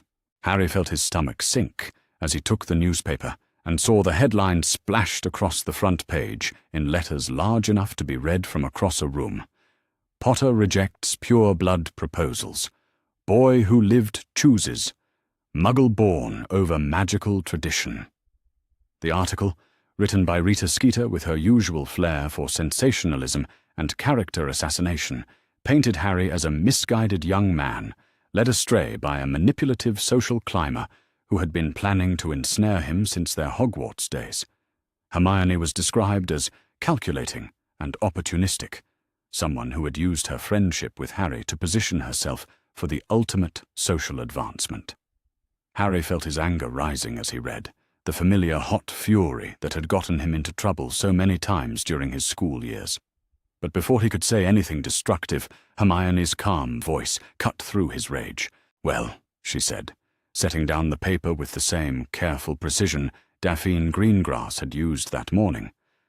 I suppose that answers the question of how quickly they would mobilize against us. Ginny moved to sit on the arm of Hermione's chair, her expression fierce with protective loyalty. Rita Skeeter is a poisonous beetle who wouldn't recognize the truth if it bit her on her fake blonde hair, she said firmly. Anyone who knows you will see right through this rubbish. But not everyone knows us, Hermione pointed out, with the logical precision that both frustrated and impressed Harry. Most of the wizarding world will form their opinions based on what they read in the Prophet. Ron, meanwhile, had been staring at Harry with an expression of mixed admiration and concern. "Mate," he said finally, "you do realize what you've started here, don't you? This isn't just about your love life anymore. This is about changing the entire way our world thinks about blood status and marriage and social class." Harry looked around at the three people who mattered most to him in the world, drawing strength from their presence and their unwavering support. "I know," he said quietly. "And I think it's about time, don't you?" The evening sun was setting over Grimmauld Place, casting long shadows across the library, where four young people sat planning a revolution disguised as a love story. Outside, the wizarding world was already beginning to choose sides, battle lines being drawn between tradition and progress, between the comfortable certainties of the past and the uncertain possibilities of the future. In the morning, Harry Potter would wake up as the most controversial figure in magical Britain, a young man whose choice of bride had become a symbol for everything that was changing in their post-war society. But tonight, surrounded by the people who loved him for exactly who he was rather than what he represented, he felt nothing but gratitude for the chance to choose love over politics, hope over fear, and the future over the past. The revolution had begun, and it started with a simple decision to follow his heart rather than other people's expectations. Whatever came next, Harry Potter was finally, truly free. The headlines grew worse with each passing day, as if Rita Skeeter had opened floodgates that released decades of barely contained prejudice into the wizarding world's consciousness. By Thursday morning, 3 days after Harry's initial rejection of the marriage proposals, the Daily Prophet had dedicated its entire front page to what they termed the mudblood question: has the boy who lived lost his mind? Harry sat in the ministry's Aura headquarters, supposedly reviewing case files, but actually reading the increasingly vitriolic coverage with a mixture of disgust and fascination. The language had grown progressively more inflammatory as other writers joined Skeeter's crusade. Barnabas Cuff, the Prophet's editor, had written a lengthy editorial questioning whether someone who showed such poor judgment in his personal life could be trusted with political power. Pansy Parkinson's mother had given an interview, lamenting the moral decline of wizarding youth. Even Gilderoy Lockhart, writing from his long-term care facility at St. Mungo's, had somehow managed to contribute a rambling piece about the importance of maintaining magical bloodlines. The most painful coverage, however, had come from unexpected sources. Seamus Finnegan's mother had written a letter to the editor expressing disappointment that Harry would abandon the families who had supported him during the war. Several Hogwarts alumni had publicly questioned Hermione's motives, suggesting she had been planning to ensnare Harry since their school days. Even some Order of the Phoenix members had made carefully worded statements about the importance of considering the greater good over personal desires. "Harry," Kingsley Shacklebolt's voice cut through his brooding, causing him to look up from the newspaper, spread across his desk. The minister stood in the doorway of Harry's office, his expression carefully neutral, but his eyes showing concern. "We need to talk." Harry followed Kingsley to his private office, noting how conversations stopped and whispers began as they walked through the ministry corridors. The attention was nothing new. Harry had been dealing with stares and whispers since he was 11, but the quality of that attention had shifted from admiration and curiosity to something that felt more like judgment and disappointment. The minister's office was a study in understated elegance, with warm wood paneling and comfortable chairs that invited honest conversation. Kingsley gestured for Harry to sit before settling behind his desk with the weary air of a man who had been handling crisis after crisis for too long. "How are you holding up?" Kingsley asked, his voice carrying genuine concern beneath its professional tone. Harry considered lying, putting on the brave face he had perfected during years of dealing with public scrutiny. But something in Kingsley's expression suggested that honesty would be more valuable than false bravado. "It's harder than I expected," Harry admitted. "I knew there would be negative reactions, but the sheer viciousness of some of the coverage has been surprising, and the fact that it's not just the obvious suspects. People I thought respected me, people I fought alongside during the war, they're questioning my judgment and Hermione's character." Kingsley leaned forward slightly, his dark eyes intense. "And Miss Granger, how is she handling the pressure?" "That's what worries me most," Harry said, running a hand through his perpetually messy hair. "She's trying to pretend it doesn't affect her, but I can see the strain. Yesterday at the ministry, 2 different people made comments about her blood status within her hearing. One of them was supposed to be a colleague." The minister's expression darkened. "Who?" Harry shook his head. "She made me promise not to report it. Said it would only make things worse for her professionally." Kingsley was quiet for a long moment, clearly weighing his response. "Harry, I need you to understand something. This controversy isn't just about your personal life anymore. It's become a symbol for larger questions about the direction of our society. There are people who see your relationship with Miss Granger as validation for progressive change, and others who see it as a threat to everything they believe makes our world stable." "I understand that," Harry replied. "What I don't understand is why that should matter more than 2 people's right to choose who they love." "Because," Kingsley said gently, "you're not just 2 people. You're Harry Potter and one of the most brilliant witches of her generation. Your choices carry weight whether you want them to or not." Meanwhile, 3 floors below in the Department of Mysteries, Hermione Granger was discovering exactly how much weight Harry's choices carried and how much of that burden had fallen on her shoulders. She sat in the departmental break room, supposedly eating lunch, but actually staring at her untouched sandwich while trying to process the conversation she had just overheard in the corridor outside her office. 2 senior researchers, both of whom she had considered friendly colleagues, had been discussing her relationship with Harry in terms that made her stomach clench with humiliation and anger. One had suggested that her rapid advancement in the department might have been influenced by her connection to the boy who lived. The other had wondered aloud whether someone with such obvious social ambitions could be trusted with sensitive research. The worst part was not the unfairness of their accusations, though those stung deeply. The worst part was the seed of doubt they had planted, the tiny voice in her head that whispered maybe they were right to question her motives. Had her feelings for Harry been influenced by his fame and status? Had she unconsciously positioned herself to take advantage of their friendship?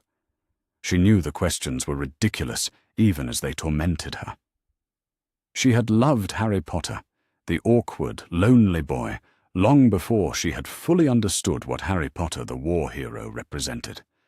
She had risked her life for him repeatedly, had given up her relationship with her parents to keep them safe during the war, had never asked for anything in return except his friendship and trust.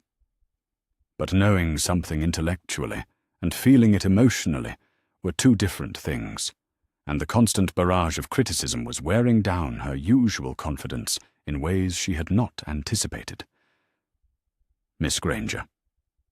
Hermione looked up to find Draco Malfoy standing in the doorway of the break room, his pale face showing an expression she could not quite read. He had changed significantly since their Hogwarts days, the sharp cruelty of his youth replaced by something that might have been genuine remorse. He worked in the Department of Magical Accidents and Catastrophes now, having rebuilt his life slowly and carefully after his family's disgrace. "Mr. Malfoy," she said cautiously, uncertain what to expect from this unexpected encounter. "May I sit?" he asked, gesturing to the empty chair across from her. Hermione nodded, curious despite her wariness. Draco settled into the chair with careful grace, his grey eyes studying her face with an intensity that reminded her uncomfortably of their school days. "I wanted to warn you," he said, without preamble, "about what's coming." "What do you mean?" Draco glanced around the break room to ensure they were alone before leaning forward slightly. "The old families are planning something more coordinated than negative press coverage," he said quietly. "My mother mentioned it during her visit to Potter yesterday. They're organizing, Granger. Economic pressure, social ostracism, political maneuvering. They intend to make both of you pay a real price for this decision." Hermione felt a chill run down her spine. "What kind of price?" "The kind that affects careers and friendships and business relationships," Draco replied. "They're going to try to isolate you socially and professionally, make it clear that supporting you means choosing sides against some very powerful families." "Why are you telling me this?" Hermione asked. "Why should I trust anything you say?" Draco's smile was bitter and self-aware. "Because I know what it feels like to be on the wrong side of public opinion. Because I've seen what happens when people let blood purity obsessions override their basic humanity. And because, despite our history, I think what you and Potter are doing takes more courage than anything I've ever managed." The admission hung in the air between them, surprising them both with its honesty. Hermione studied Draco's face, looking for signs of deception or manipulation, but found only what appeared to be genuine concern. "What would you suggest we do?" she asked finally. "Be prepared for worse than you're expecting," Draco said simply, "and don't let them convince you that you're not worthy of him. I spent 7 years watching you outperform every pureblood in our year, including me. If blood status determined magical ability, you would have been a squib. Instead, you're the brightest witch I've ever met." The unexpected compliment from her former tormentor was almost more shocking than his warning about organized opposition. Hermione felt tears prick at her eyes, though whether from gratitude or the stress of the past few days, she could not say. "Thank you," she said quietly. "Don't thank me yet," Draco replied, standing to leave. "Thank me if you and Potter manage to survive what's coming with your relationship intact." That evening, Harry found himself standing outside the entrance to the Leaky Cauldron, staring up at the weathered sign and trying to gather the courage to go inside. Tom the barkeeper had sent word that several patrons wanted to speak with him about recent events, and Harry had foolishly agreed to the meeting before fully considering what it might entail. The pub was crowded with the usual evening mixture of ministry workers, shopkeepers, and various magical folk seeking a pint and conversation after long days. But as Harry entered, the normal buzz of conversation died to a whisper, and he found himself the center of attention in a way that felt distinctly different from the usual curiosity his presence generated. A group of middle-aged wizards had claimed a large table in the back corner, and their spokesman, a man Harry recognized as Broderick Bode's brother, gestured for him to join them. Harry made his way through the crowd, acutely aware of the eyes tracking his movement and the conversations that resumed in hushed tones as he passed. "Mr. Potter," the spokesman said, as Harry took the offered chair, "thank you for agreeing to meet with us. We represent several concerned members of the magical community who feel that recent events require discussion." Harry nodded politely, though something in the man's tone set his teeth on edge. "What particular events are you referring to?" "Your choice of romantic partner, of course," another wizard interjected, his voice carrying the kind of casual condescension that made Harry's hands clench into fists. "We understand that young men are often swayed by physical attraction, but surely you can see the larger implications of your decision." "The blood purity implications, you mean," Harry said, his voice deceptively calm. "The social stability implications," the first wizard corrected, though his meaning was clear enough. "Mr. Potter, you represent hope and continuity to our people. Your marriage will set precedents that could influence wizarding society for generations. Is it wise to choose a bride who has no understanding of our traditions, our customs, our way of life? Harry looked around the table at the faces surrounding him, seeing variations of the same expression. Concern mixed with condescension, disappointment layered over what they probably thought was helpful guidance. These were not Death Eaters or obvious blood purists. These were ordinary wizarding citizens who genuinely believed they were offering sound advice. "Gentlemen," Harry said carefully, "I appreciate your concern for Wizarding Society's future. But I think you've misunderstood something fundamental about both me and Miss Granger." He leaned forward slightly, his green eyes intense behind his glasses. "Hermione Granger has probably forgotten more about wizarding customs and magical theory than most pureblood witches ever learn. She's read more books about our history, mastered more complex spells, and contributed more to magical research than anyone else her age. If understanding our world is your concern, then you should be celebrating my choice rather than questioning it." "But Mr. Potter," one of the older wizards protested, "breeding and bloodline matter. They determine magical potential, social compatibility, the strength of future generations. These are not prejudices. They are facts established over centuries of careful observation." Harry felt the familiar fire of righteous anger building in his chest, but forced himself to respond with logic rather than emotion. If bloodline determined magical potential, then explain how a Muggle-born witch consistently outperformed every pureblood in our year at Hogwarts. Explain how she mastered spells that students from the oldest magical families struggled with. Explain how she solved problems that stumped professors who came from generations of magical breeding. The table fell silent, the wizards exchanging uncomfortable glances as they struggled to reconcile their beliefs with the undeniable evidence of Hermione's abilities. Harry stood, his patience with diplomatic conversation finally exhausted.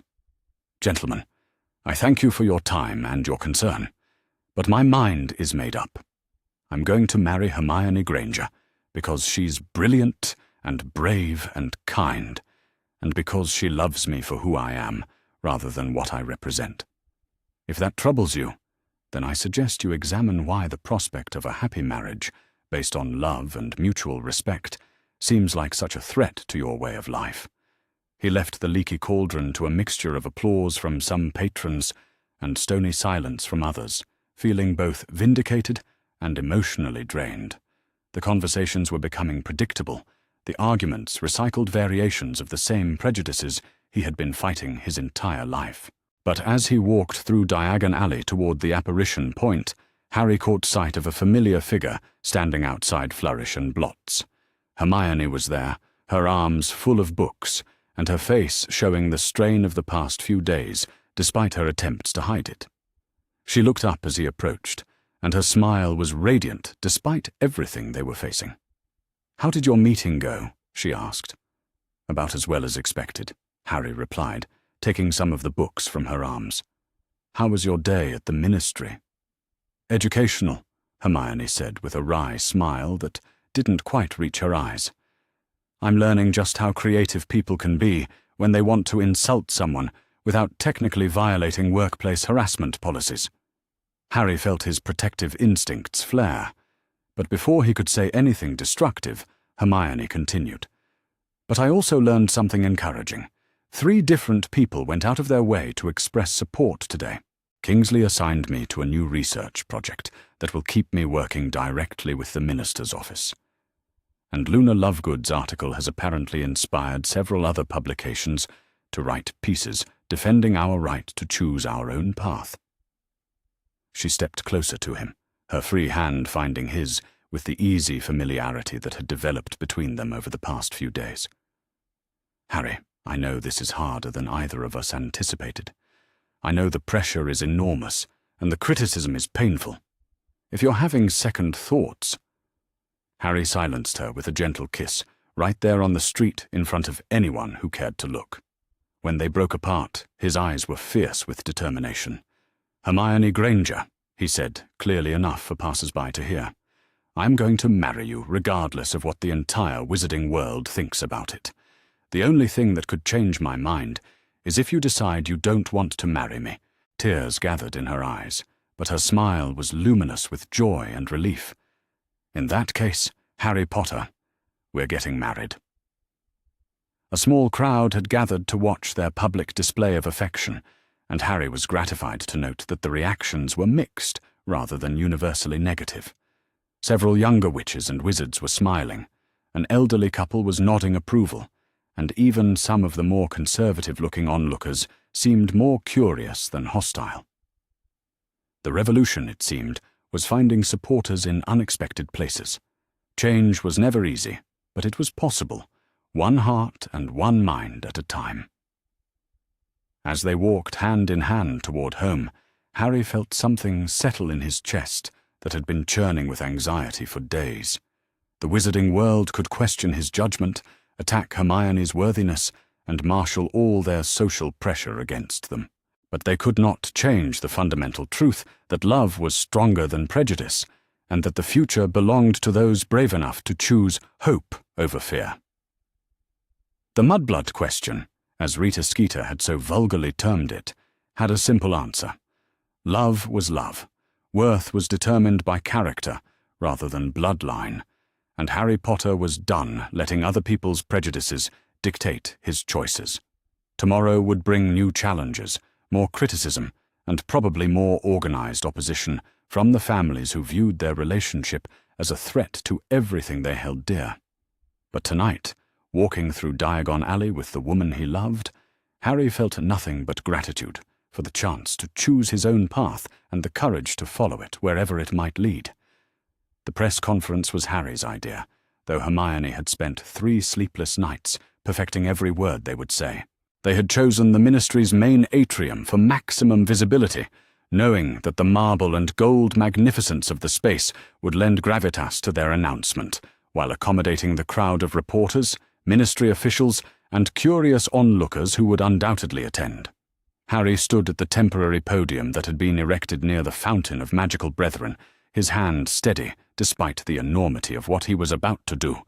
Beside him, Hermione looked radiant in deep blue robes that brought out the warm brown of her eyes, her hair pulled back in an elegant style that somehow managed to be both professional and romantic. They had dressed carefully for this moment, understanding that every detail would be analyzed and critiqued by a wizarding world hungry for reasons to disapprove. The crowd before them was larger than either had expected. Rita Skeeter sat in the front row with her quick quotes quill already dancing across parchment, her eyes glittering with anticipation. Behind her, Harry recognized faces from the Wizengamot, ministry department heads, former Hogwarts classmates, and what appeared to be representatives from several of the sacred 28 families. The tension in the air was palpable, charged with the expectation that they were about to witness either a triumph or a catastrophe. Kingsley Shacklebolt had offered to introduce them, but Harry had declined, preferring to control their narrative from the very beginning. He stepped forward to the podium, the crowd falling silent, with an almost audible shift in attention. "Thank you all for coming," Harry began, his voice carrying clearly through the atrium's acoustic perfection. "Hermione and I requested this gathering to address the speculation and controversy surrounding our relationship, and to make an announcement that we hope will put certain questions to rest." He paused, letting his gaze sweep across the assembled crowd, meeting as many eyes as possible to establish the personal connection that had always been his greatest strength in public speaking. Over the past week, our private relationship has become a matter of public debate. People who have never met either of us personally have felt qualified to judge our compatibility, our motivations, and our fitness for each other. Some have questioned whether love between people of different magical backgrounds can truly work.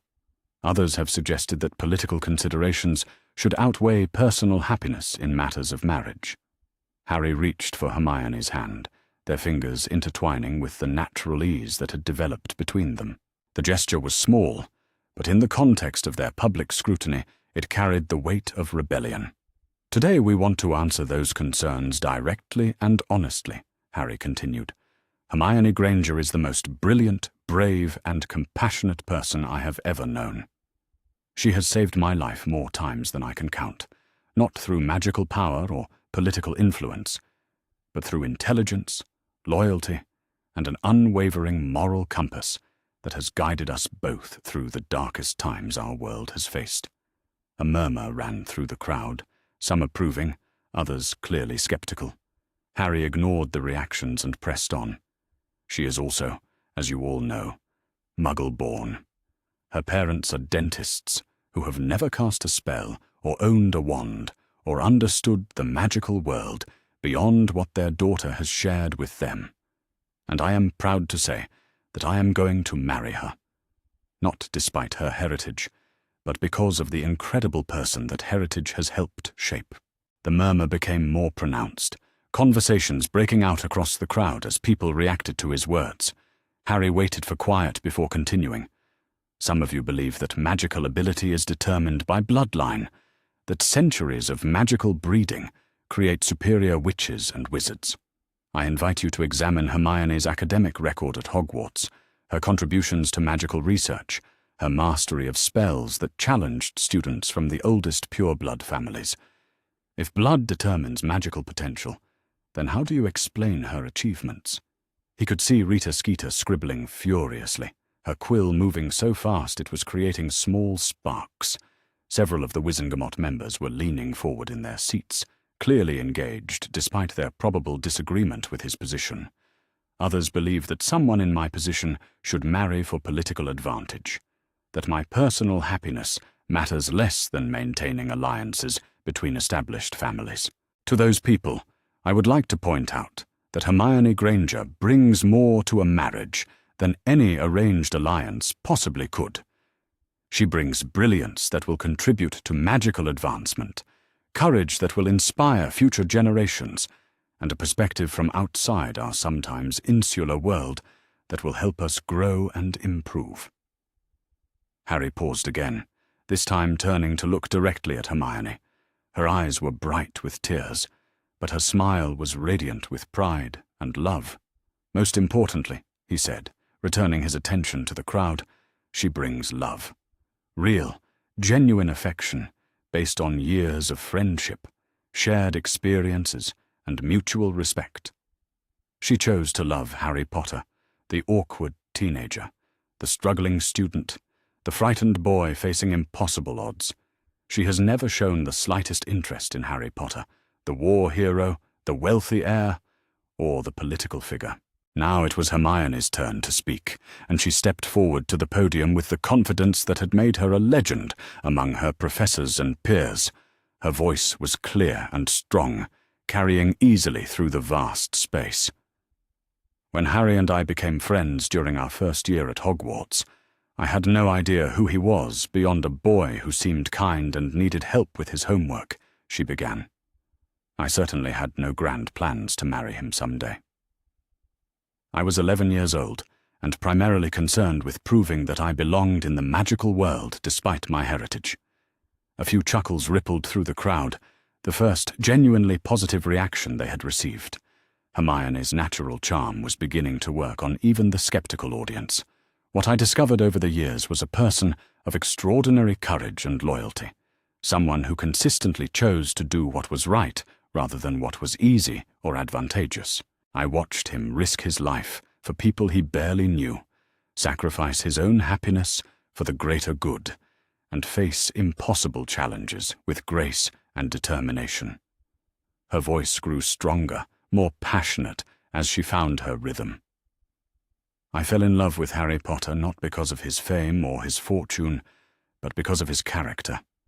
Because he treats house elves with kindness, because he mourns for enemies as well as friends, because he has never let power corrupt his fundamental decency. Those are the qualities that matter in a marriage, not bloodline or political connections. She turned to face Harry directly, her words now addressed as much to him as to the crowd. I am proud to be Muggle-born. My parents taught me the value of hard work, the importance of education, and the fundamental equality of all people regardless of their background. Those lessons have served me well in the magical world, and I believe they will serve our marriage well too. Turning back to the crowd, Hermione's expression grew more serious, more determined.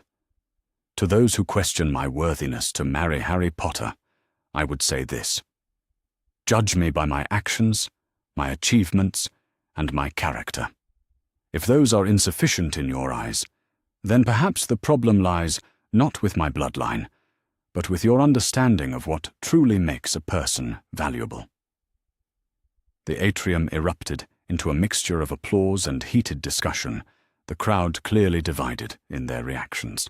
Some people were clapping enthusiastically, others were shaking their heads in disapproval, and many seemed torn between admiration and concern. Harry stepped back to the podium, raising his hand for quiet. The gesture took several minutes to achieve its desired effect, but eventually the crowd settled enough for him to speak. "We understand that our decision challenges certain traditions," he said. "We understand that some of you genuinely believe those traditions exist for good reasons. But we also believe that tradition should evolve, that customs should serve people rather than the other way around." His voice grew more passionate, more forceful, as he built toward his conclusion. "The wizarding world has just emerged from a war fought largely over questions of blood purity and magical superiority. We defeated Voldemort and his ideology of hatred, but we cannot claim victory over darkness if we allow subtler versions of those same prejudices to dictate our choices in peacetime." The reference to Voldemort sent a visible ripple through the crowd, reminding everyone present of the stakes involved in questions of blood status and magical equality. "Hermione and I are officially announcing our engagement today," Harry continued, producing a small velvet box from his robes and opening it to reveal a simple but elegant ring set with a single diamond surrounded by emeralds. "We plan to marry within the year, and we invite all of you to judge our union by its fruits, the happiness it brings us, the contributions we make to magical society, and the example we set for future generations about choosing love over prejudice." He slipped the ring onto Hermione's finger as cameras flashed and quick quotes quills scribbled across parchments throughout the crowd. The gesture was simple, but in the context of their public declaration, it carried enormous symbolic weight. The press conference continued for another 30 minutes, with Harry and Hermione fielding questions from reporters and audience members with a combination of diplomatic grace and unwavering conviction. Some questions were hostile, others supportive, but they answered each one honestly and directly. When Rita Skeeter asked whether they truly believed their marriage could overcome centuries of wizarding tradition, Hermione replied that the best traditions were worth preserving, while the harmful ones deserved to be discarded, and that distinguishing between them required honest examination rather than blind adherence to the past. When a Wizengamot member questioned whether their children would be accepted in magical society, Harry answered that they intended to raise children who would be too busy contributing to that society to worry about the approval of people who judged others by their bloodline rather than their character. When a young reporter asked what advice they would give to other couples facing similar social pressure, they answered together that love required courage, but that courage became easier when it was shared with the right person. As the formal questions concluded and the crowd began to disperse, Harry noticed that the reactions were more mixed than he had initially realized. Yes, there were disapproving faces and heated conversations among what were obviously pureblood families and their supporters. But there were also smiles, nods of approval, and what looked like genuine admiration from a significant portion of the audience. More importantly, he noticed that several younger people had remained behind, clustering in small groups and discussing the press conference with obvious enthusiasm. These were the witches and wizards who would shape the future of magical society, and their reaction suggested that change was not only possible, but inevitable. However, the immediate aftermath of their announcement brought swift and severe consequences that demonstrated just how determined the traditional families were to maintain their influence. Within hours of the press conference, Harry received an official notification from Gringotts that his access to the Potter family vault had been temporarily suspended, pending resolution of a legal challenge filed by distant Potter relatives who claimed his engagement violated the terms of his magical inheritance. The challenge was clearly frivolous, based on archaic laws that had been superseded by more recent legislation, but it would take weeks or even months to resolve through the goblin legal system. In the meantime, Harry found himself effectively cut off from the vast fortune that had provided him with both financial security and political influence. Hermione, meanwhile, discovered that her job applications to several prestigious magical research institutions had been mysteriously withdrawn from consideration. The rejection letters were politely worded, citing budget constraints and changed priorities, but the timing made the real reason obvious. Someone had made it clear that employing Hermione Granger would come with significant social and professional costs. Even more troubling was the news that reached them through Ron, whose position in the Aura department gave him access to ministry gossip and rumors. Several members of the Wizengamot were quietly discussing legislation that would require holders of certain hereditary magical titles to receive approval from a committee of their peers before marrying, ostensibly to preserve important bloodlines and magical traditions. The proposed law would not affect their current engagement, but it would prevent future Harry Potters from making similar choices, effectively institutionalizing the very prejudices they were fighting against. Yet despite these mounting pressures, Harry and Hermione found their resolve only strengthening. They spent their evenings in the library at Grimmauld Place, researching magical law and historical precedents, planning their wedding, and discussing the kind of future they wanted to build together. It was during one of these evenings that McGonagall arrived via the Floo network, her stern expression softening when she saw them together at the great oak table, surrounded by books and parchments, and the comfortable intimacy of shared purpose. "Professor McGonagall," Harry said, standing to greet his former head of house with genuine pleasure. "This is an unexpected honor."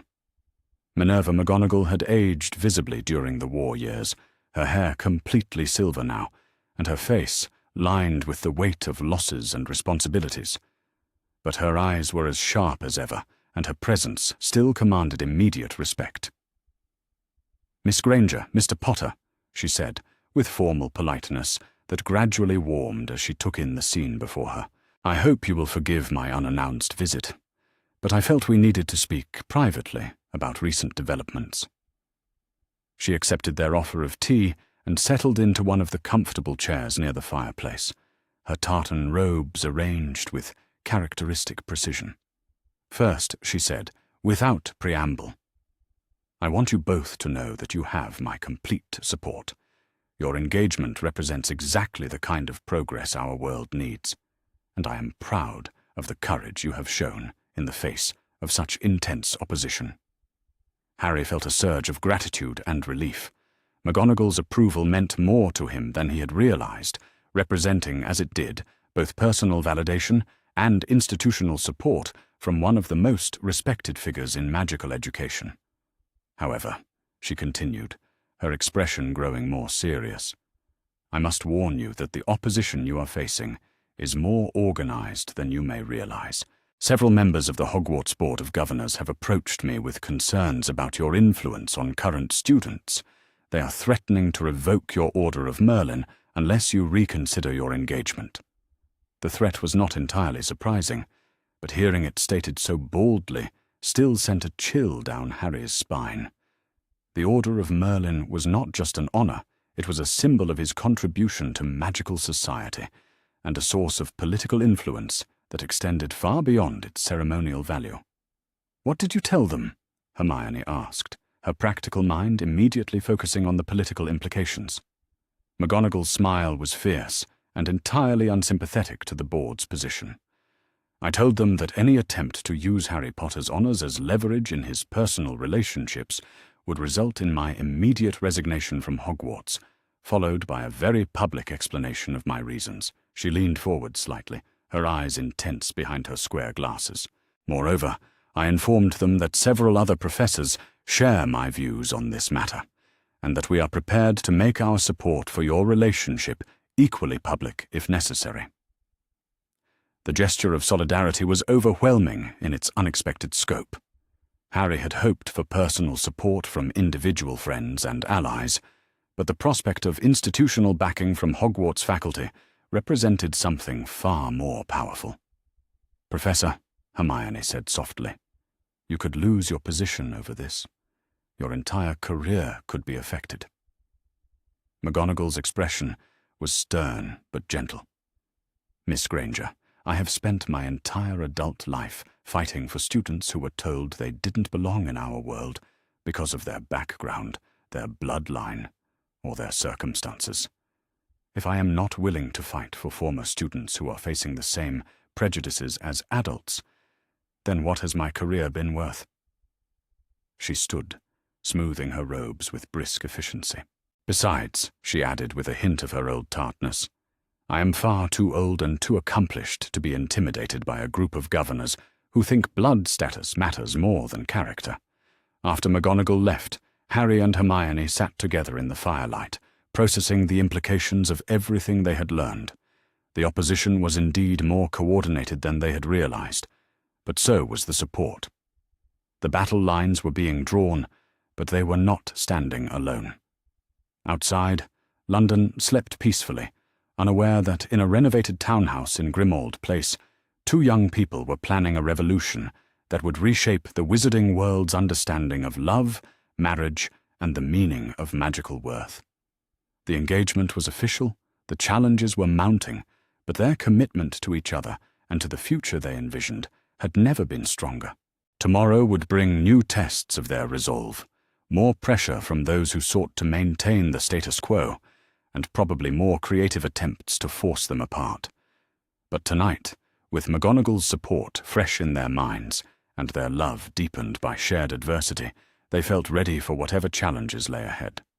The wizarding world was about to learn that some things, when chosen freely and defended bravely, were strong enough to change the course of history itself. Daphne Greengrass had always possessed the kind of ethereal beauty that made people stop mid-conversation when she entered a room.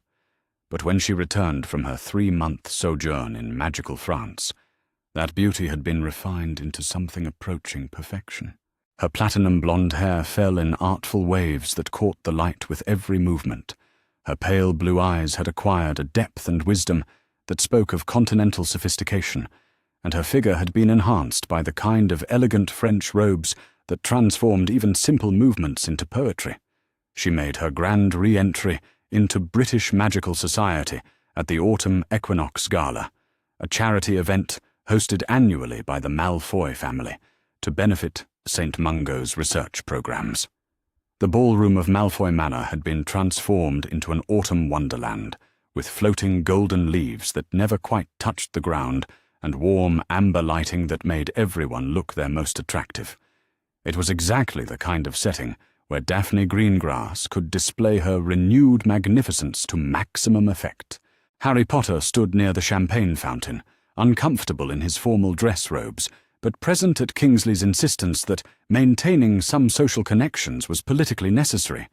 Hermione was beside him, radiant in deep emerald green robes that complemented her engagement ring, her hair arranged in an elegant updo that had taken them both nearly an hour to perfect.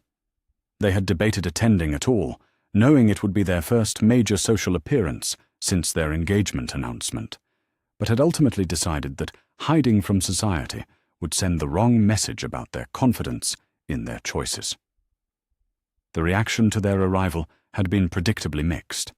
Some guests had approached them with genuine congratulations and warm conversation. Others had maintained polite distance while engaging in the kind of pointed whispering that was meant to be overheard. A few had been openly cold, turning away when Harry and Hermione approached, or ending conversations abruptly when the couple joined social groups. But when Daphne Greengrass made her entrance, the dynamics of the entire evening shifted with almost audible precision. Conversations paused, heads turned, and a collective intake of breath swept through the ballroom as she descended the marble staircase with the grace of someone who had spent months perfecting her every gesture. She was not alone. On her arm was a distinguished wizard Harry did not immediately recognize, someone with the bearing of continental nobility and the kind of understated elegance that spoke of old money and older magic. Behind them walked what was clearly an entourage of admirers and supporters, young members of Pureblood families who had apparently appointed themselves as Daphne's welcoming committee back into British society. "My word," Hermione murmured, watching Daphne's progress through the crowd with the analytical attention she brought to all interesting phenomena. "She certainly knows how to make an entrance." Harry followed Hermione's gaze, taking in not just Daphne's obvious beauty, but the careful choreography of her return. This was not simply a social reappearance. This was a calculated campaign designed to remind everyone present of what Harry Potter had rejected in favor of his Muggle-born fiancée. "She's beautiful," Harry admitted honestly, because denying the obvious would have been both foolish and insulting to Hermione's intelligence. "She is," Hermione agreed, her tone carefully neutral. "And she knows it." As if drawn by some invisible signal, Daphne began making her way through the crowd toward them, accepting congratulations and air kisses from various society matrons, while maintaining her trajectory with the persistence of someone on a specific mission. Her continental companion remained beside her, his dark eyes taking in the scene with shrewd intelligence. "Harry Potter," Daphne said when she finally reached them, her voice carrying just the faintest trace of French accent that had definitely not been present during their Hogwarts years. "How wonderful to see you again. And Miss Granger, such a pleasure." She extended her hand to Harry with the expectation that he would kiss it in the continental fashion, a gesture that was both socially appropriate and subtly intimate. Harry shook it instead, maintaining the boundaries he had established for himself as an engaged man. "Miss Greengrass," Harry replied politely. "You look well. How was France?" "Transformative?" Daphne replied, her smile suggesting layers of meaning beneath the simple word. "I spent time at the Beau Bâton, finishing academy, studying advanced magical theory and European social customs. It opened my eyes to how provincial some of our British attitudes can be." The implied criticism was delicate but unmistakable. Harry felt Hermione's hand tighten slightly on his arm, a barely perceptible gesture of support and warning.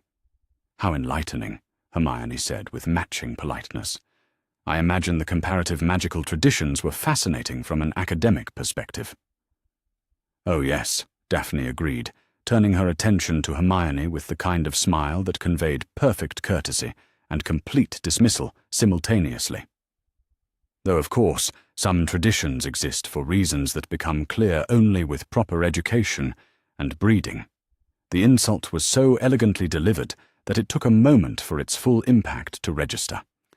Harry felt his temper flare, but before he could respond, Daphne's companion stepped forward with the smooth intervention of someone accustomed to managing social tensions.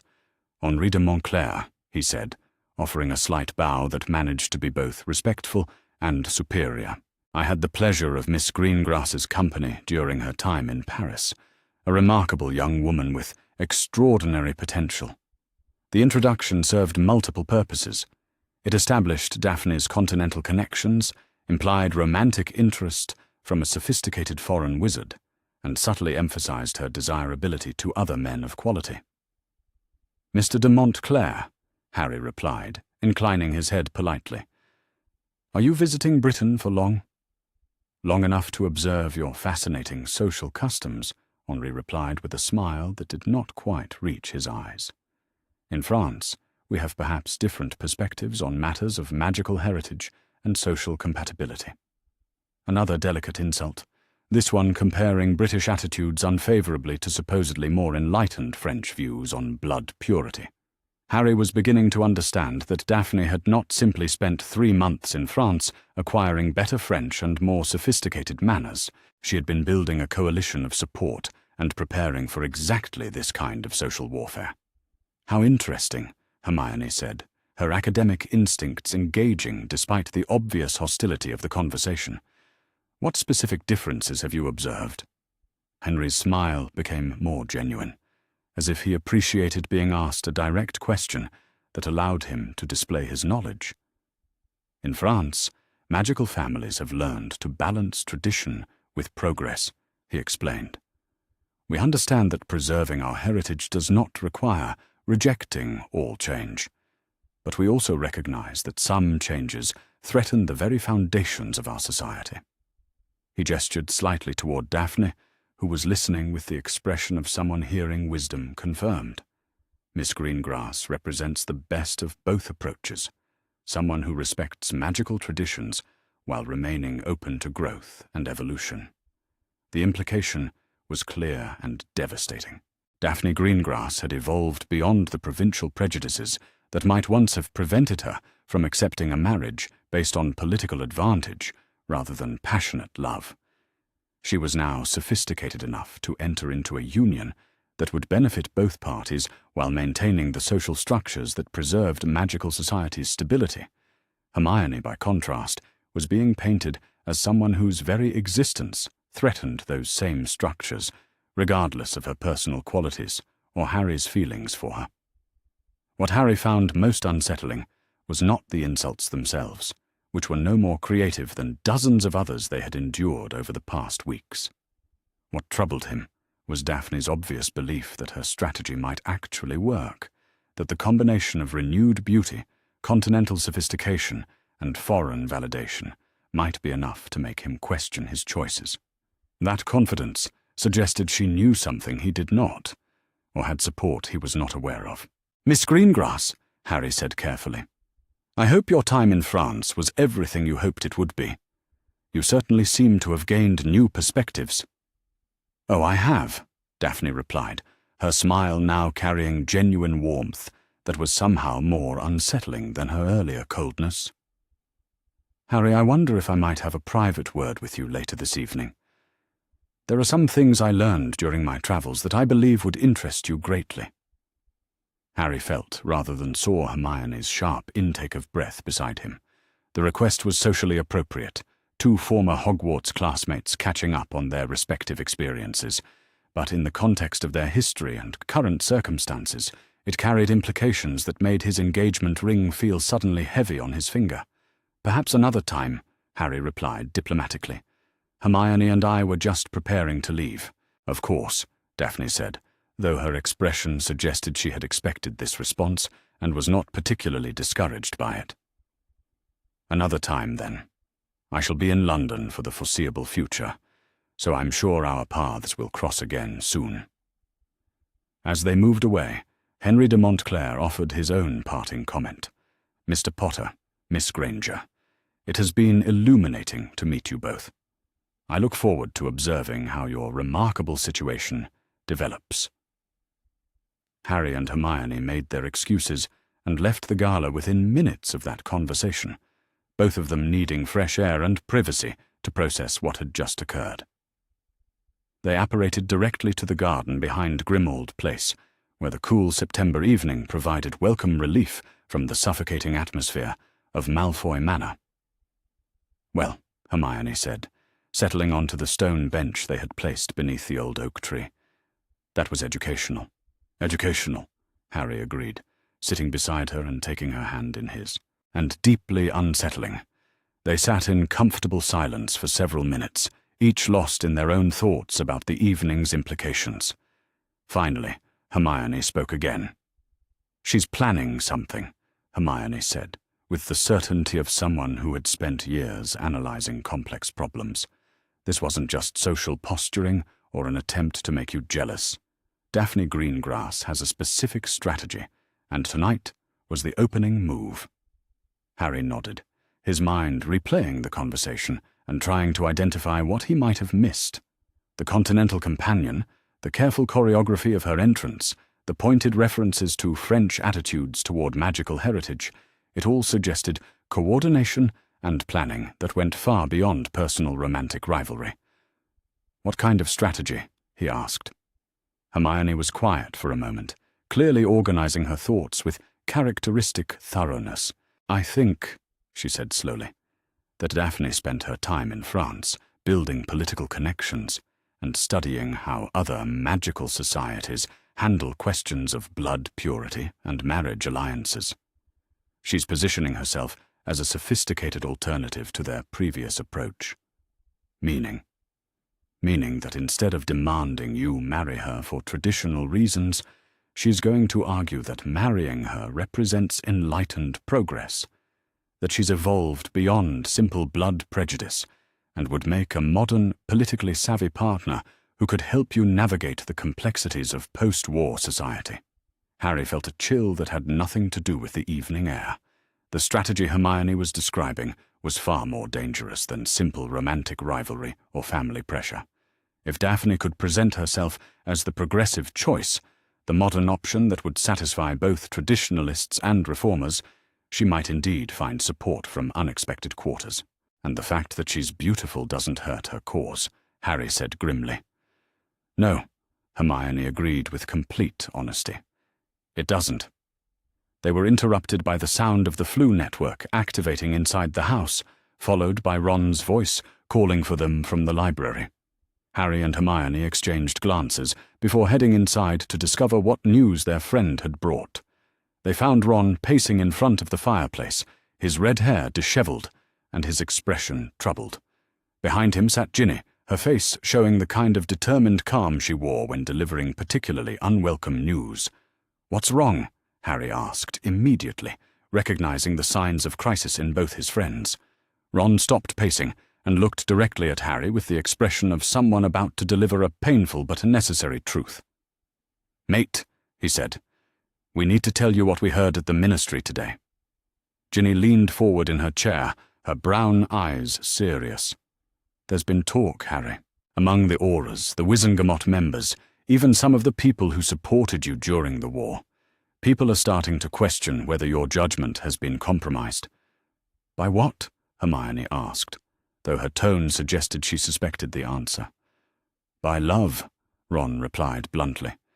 "They're saying that your feelings for Hermione are preventing you from seeing the bigger picture, from understanding the political consequences of your choices." Harry felt his familiar temper beginning to rise, but forced himself to remain calm and focused. What kind of political consequences? Ginny answered this time, her voice gentle but firm. "International relationships, Harry. Several foreign magical governments have expressed concern about the precedent your marriage might set. They're worried about their own blood purity laws being challenged by their citizens. The implications hit Harry like a physical blow. His personal choice was not just affecting British magical society. It was creating diplomatic complications that could impact everything from trade agreements to security cooperation between magical nations. "So what are they suggesting?" Hermione asked with dangerous quiet. "That maybe," Ron said reluctantly. "You should consider whether there might be a compromise that would satisfy everyone involved." "What kind of compromise?" Ron and Ginny exchanged uncomfortable glances before Ginny answered.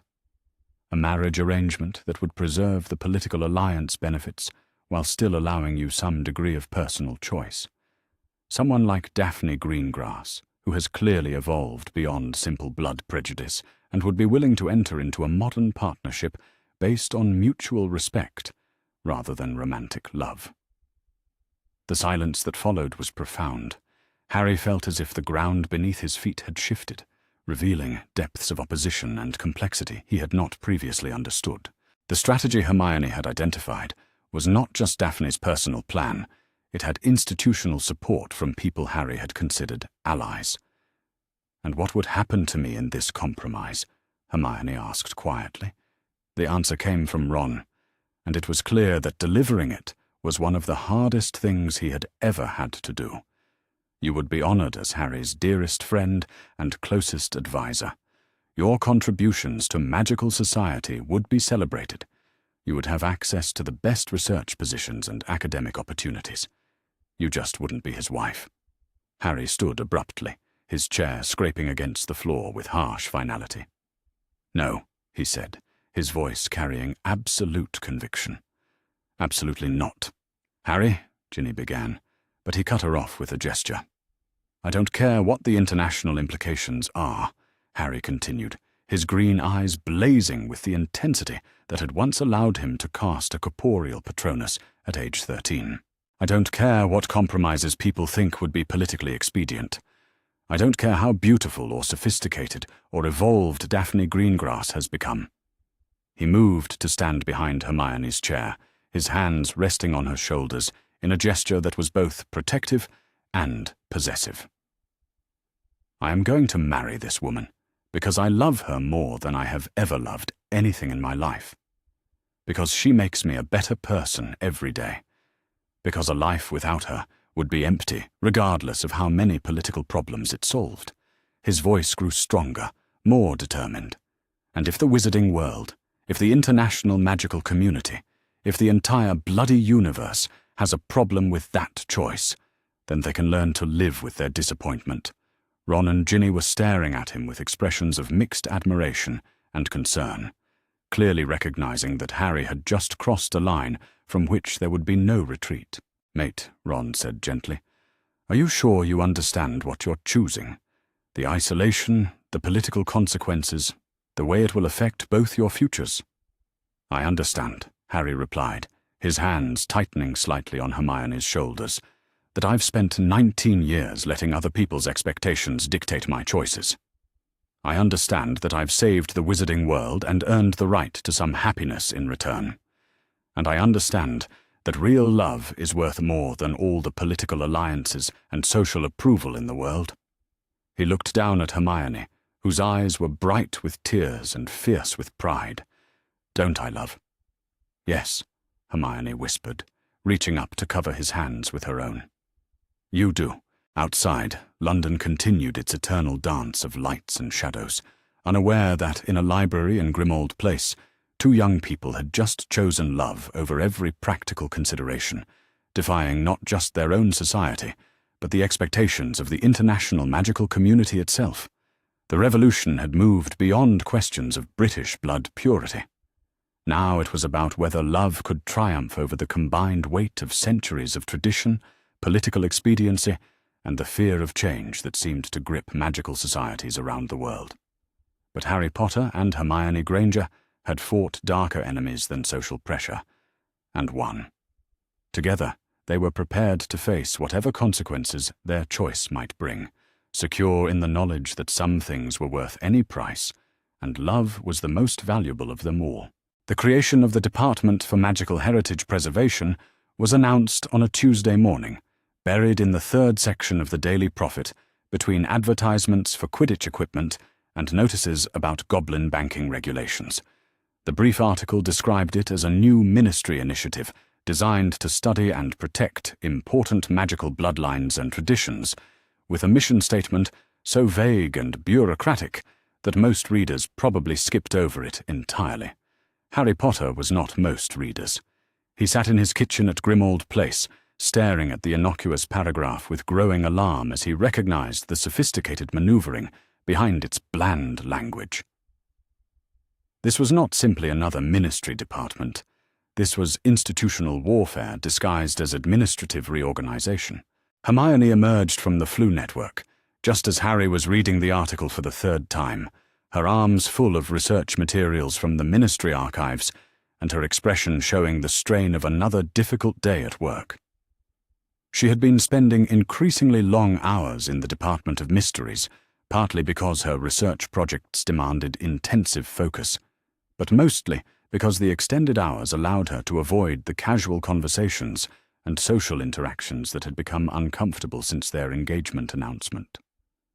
"Another productive day at the office," she said with weary sarcasm, dropping her materials onto the kitchen table and collapsing into the chair across from Harry. 3 different people found excuses to mention blood purity research in my presence. 2 more made pointed comments about social climbing, and someone left a copy of Secrets of the Darkest Art on my desk with a bookmark at the chapter on love potions. Harry looked up from the newspaper, his green eyes blazing with protective fury. "Who left the book?" Hermione shook her head, reaching across the table to squeeze his hand gently. "It doesn't matter, Harry. Confronting them would only make things worse for both of us." "It matters to me," Harry replied, his voice carrying dangerous quiet.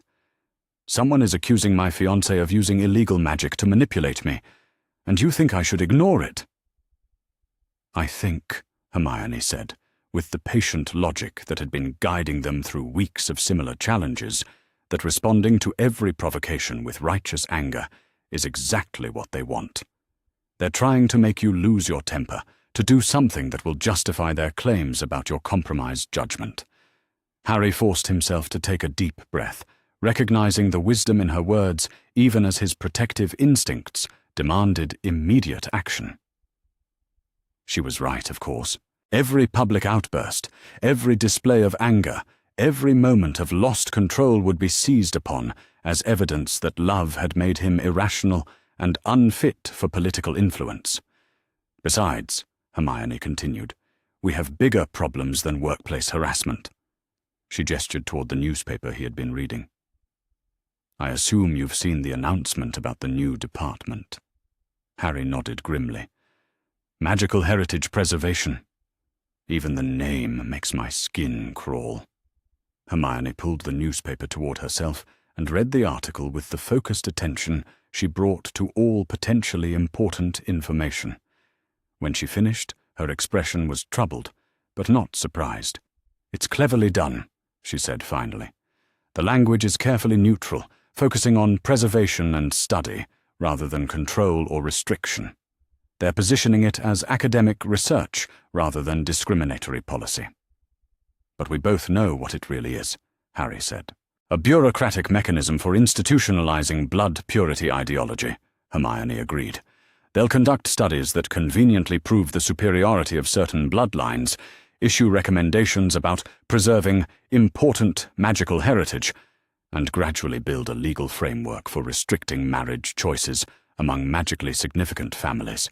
The implications were staggering in their scope. Instead of fighting Harry and Hermione's relationship directly, their opponents had chosen to build institutional structures that would prevent future challenges to the traditional power arrangements. Even if Harry and Hermione succeeded in marrying, the next generation of magical youth would face legal barriers to following their example. Harry stood and began pacing around the kitchen, his restless energy seeking some outlet for the frustration and anger that threatened to overwhelm his careful self-control. This is what we've driven them to, he said bitterly. They can't stop us, so they're changing the rules to make sure no one else can make the same choice. Hermione watched his agitated movement with sympathetic understanding. She knew that Harry's deepest frustration came not from the personal attacks they faced, but from the realization that their love story had become a battlefield on which the future of magical society would be determined. Harry, she said gently, come sit down. Getting angry won't solve this problem, but understanding it might help us find a solution. Harry returned to his chair reluctantly, though his posture remained tense and ready for action. What kind of solution? Before Hermione could answer, the Flu network flared to life, and Percy Weasley stepped through the green flames with the careful precision of someone who was deeply uncomfortable with what he was about to do. Percy had always been the most ambitious of the Weasley children, the one most concerned with professional advancement and social respectability, which made his unexpected visit particularly significant. Percy, Harry said, rising to greet his former classmate with genuine surprise. This is unexpected. Percy adjusted his immaculate robes and straightened his ministry badge with nervous gestures that betrayed his inner turmoil. Harry, Miss Granger, I apologize for the unannounced visit, but I felt we needed to speak privately about certain developments at the ministry. He declined their offer of tea and remained standing, clearly intending to deliver his message quickly and leave before his presence could be discovered by anyone who might question his loyalties. I need you to understand, Percy began, his voice tight with the stress of divided loyalties, that what I'm about to tell you could cost me my career if it were traced back to me. Harry and Hermione exchanged glances, both recognizing that Percy would not take such risks lightly. Whatever information he had brought was significant enough to overcome his natural caution and professional ambitions. The Department for Magical Heritage Preservation is not what it appears to be, Percy continued, his words coming in a rushed torrent, as if he needed to deliver them quickly before losing his nerve. It has been in planning for months, since before your engagement announcement. The timing of its creation is not coincidental. What exactly is it? Hermione asked, though her tone suggested she suspected the answer would not be pleasant. Percy pulled a folded parchment from inside his robes and placed it on the table between them. This is a copy of the department's true charter, the internal document that outlines its actual purposes and authorities. What was published in the Prophet is a carefully sanitized version designed for public consumption. Harry unfolded the parchment and began reading, his expression growing darker with each line. The language was still bureaucratic and formal, but the real intentions were unmistakable. The Department for Magical Heritage Preservation would have authority to investigate the magical heritage of any witch or wizard holding significant political influence, to issue recommendations about suitable marriage partners for members of important magical families, and to maintain registries of bloodline purity that could be used to determine eligibility for certain positions and honors. They're creating a legal framework for institutionalized discrimination, Harry said, his voice hollow with disbelief. This isn't about preserving tradition. It's about ensuring that people like Hermione can never again threaten the established order. Percy nodded miserably. The department will be staffed primarily by members of the Sacred 28 families and their allies. They'll have the authority to conduct official inquiries into the suitability of marriage alliances among magically significant individuals. Meaning they could legally interfere in our relationship, Hermione said. Meaning they could legally interfere in any relationship that challenges their vision of appropriate magical society, Percy corrected. Your situation was the catalyst, but the implications extend far beyond your personal circumstances. Harry set down the charter and looked directly at Percy, recognizing the courage it had taken for him to bring this information, despite the personal risks involved. Percy, why are you telling us this? You have everything to lose and nothing to gain by opposing this initiative. Percy was quiet for a long moment, clearly struggling with emotions he rarely allowed himself to express. Finally, he spoke with uncharacteristic vulnerability. Because I remember what it was like during the war, he said, quietly. I remember how the ministry was corrupted when prejudice and fear were allowed to guide policy. I remember the Muggle-born Registration Commission and where that kind of thinking led us. He paused, looking directly at Hermione with something that might have been apology in his eyes. I was wrong about many things during those years, Miss Granger. I chose career advancement over family loyalty, bureaucratic safety over moral courage. I will not make the same mistake again. The admission was stunning in its honesty and humility. Percy Weasley, the most politically cautious of his generation, was risking everything to warn them about institutional machinery being built to destroy their future. What can we do? Harry asked. How do we fight something like this? Percy glanced around nervously, as if expecting ministry officials to appear at any moment. The department hasn't been officially activated yet, he said. The charter still needs final approval from the Wizengamot, and the initial staff appointments require confirmation from several committees. There's a window of opportunity to oppose it, but it will require political maneuvering at the highest levels. Political maneuvering, Hermione repeated thoughtfully. Percy, who else knows about this? Who else might be willing to oppose it? That's the problem, Percy replied. Most people who have seen the real charter either support it enthusiastically or are too frightened to speak against it. The few who might object lack the political influence to stop it. Then we need to find people with both the inclination and the power to fight this, Harry said, his mind already racing through possibilities. Kingsley would oppose it. But as minister, he has to maintain political balance. McGonagall has influence in educational circles, but limited impact on ministry policy. What about international pressure? Hermione suggested. If foreign magical governments understood what this department really represents, they might object to Britain institutionalizing the same kind of policies that led to Voldemort's rise.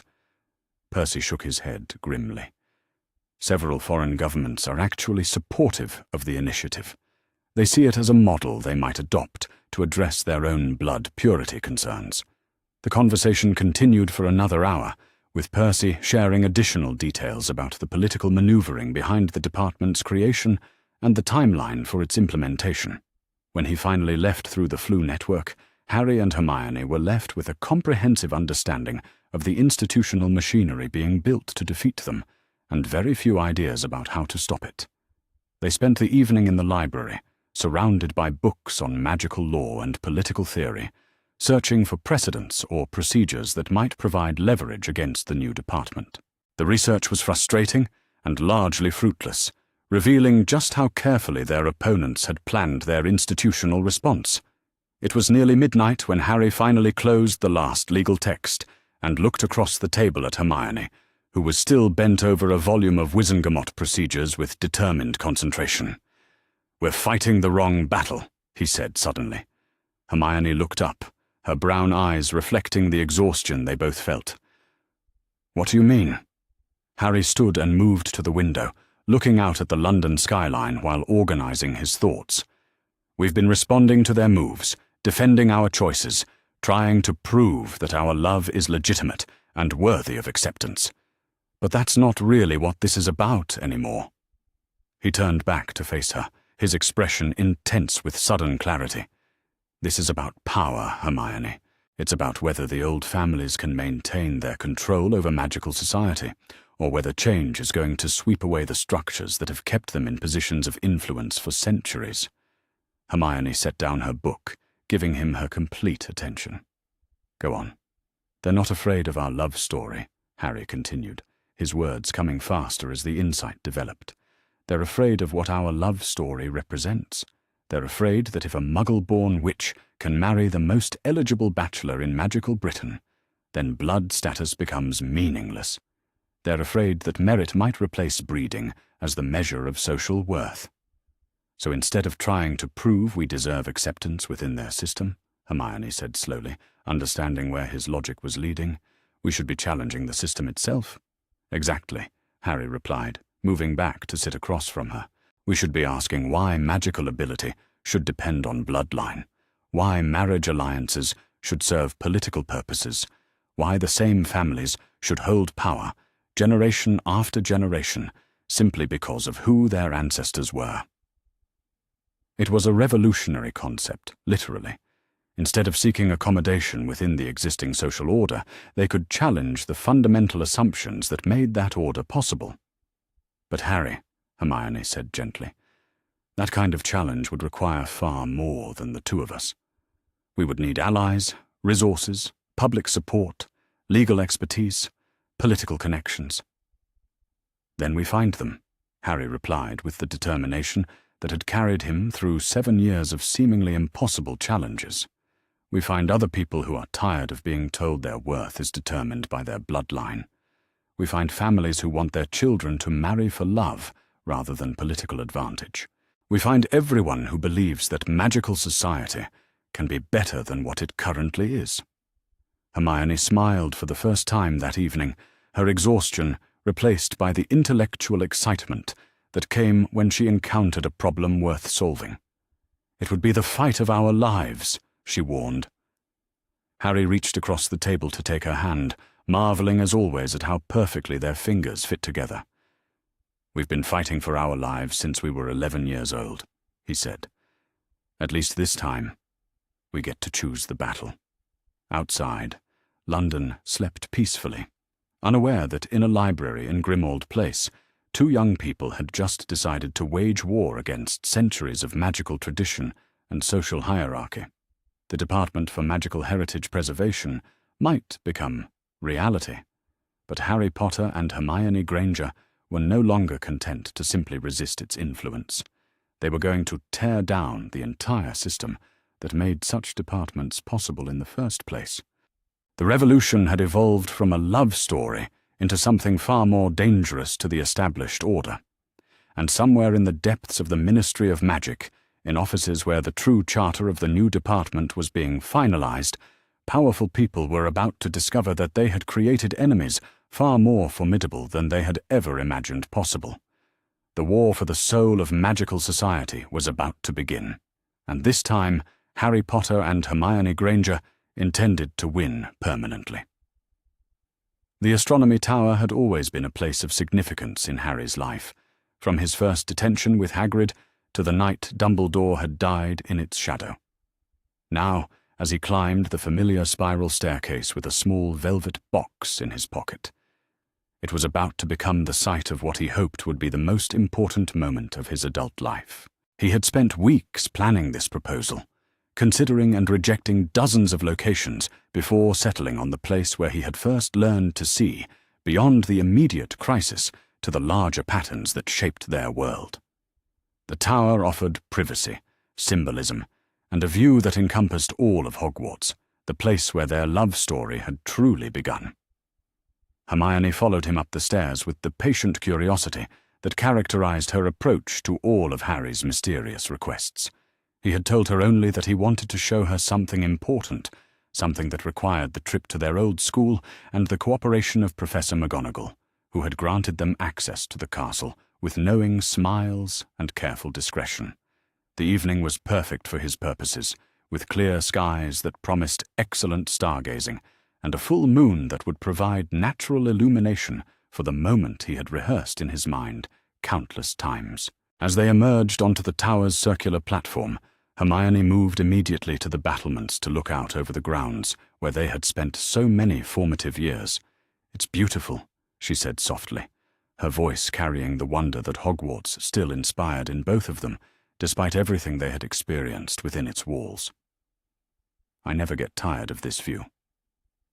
Harry moved to stand beside her, taking in not just the magnificent vista, but the way the moonlight caught the highlights in her hair and the peaceful expression on her face as she gazed out at the place that had shaped them both so profoundly. "Hermione," he said, his voice carrying just enough unusual formality to make her turn toward him with curious attention. What they saw made her breath catch in surprise, and something that looked very much like joyful recognition. Harry had dropped to one knee beside her, the velvet box open in his hands to reveal a ring that seemed to capture and reflect the starlight with unusual brilliance. The ring itself was a work of art that had required weeks of collaboration with the finest magical jewelers in Diagon Alley. The central stone was a perfect diamond that had been enchanted to strengthen the magical bond between two people who wore matching pieces. Surrounding it were emeralds that matched Harry's eyes and sapphires that complemented Hermione's favorite colors, set in a band of white gold that had been inscribed with runes representing love, partnership, and magical harmony. "Hermione Jean Granger," Harry said, his voice steady despite the magnitude of what he was asking. "You have been my best friend, my greatest support, and my truest love since we were children, figuring out how to navigate a world that seemed designed to test us at every turn." Tears were already gathering in Hermione's eyes, but her smile was radiant with happiness and anticipation. "I love your brilliant mind that can solve any puzzle and your brave heart that never hesitates to fight for what's right," Harry continued. "I love the way you make me want to be better than I am, and the way you see possibilities where others see only problems." He paused, taking a breath to steady himself for the most important words he had ever spoken. "The wizarding world has spent months telling us why we don't belong together, why our love threatens their traditions and challenges their assumptions about how magical society should function. But I know something they don't understand. I know that the best magic isn't about bloodlines or breeding or following rules that someone else created centuries ago." The tears were flowing freely down Hermione's cheeks now, but her expression was luminous with joy. "The best magic is what we create together when we choose love over fear, when we choose each other over everyone else's expectations, when we choose to build something new instead of preserving something old that never served us well anyway." Harry lifted the ring slightly, letting it catch the moonlight. "Hermione, will you marry me? Not because it's politically expedient or socially acceptable or strategically advantageous, but because we love each other enough to face whatever challenges that choice might bring." "Yes," Hermione whispered, then louder, with all the fierce determination that had made her legendary. "Yes, Harry Potter, I will marry you and love you and fight beside you for the rest of our lives." Harry slipped the ring onto her finger with hands that trembled only slightly, marveling at how perfectly it fit and how right it looked there. When he stood, Hermione threw her arms around him with enthusiasm that nearly knocked them both over, laughing and crying simultaneously as they held each other in the moonlight.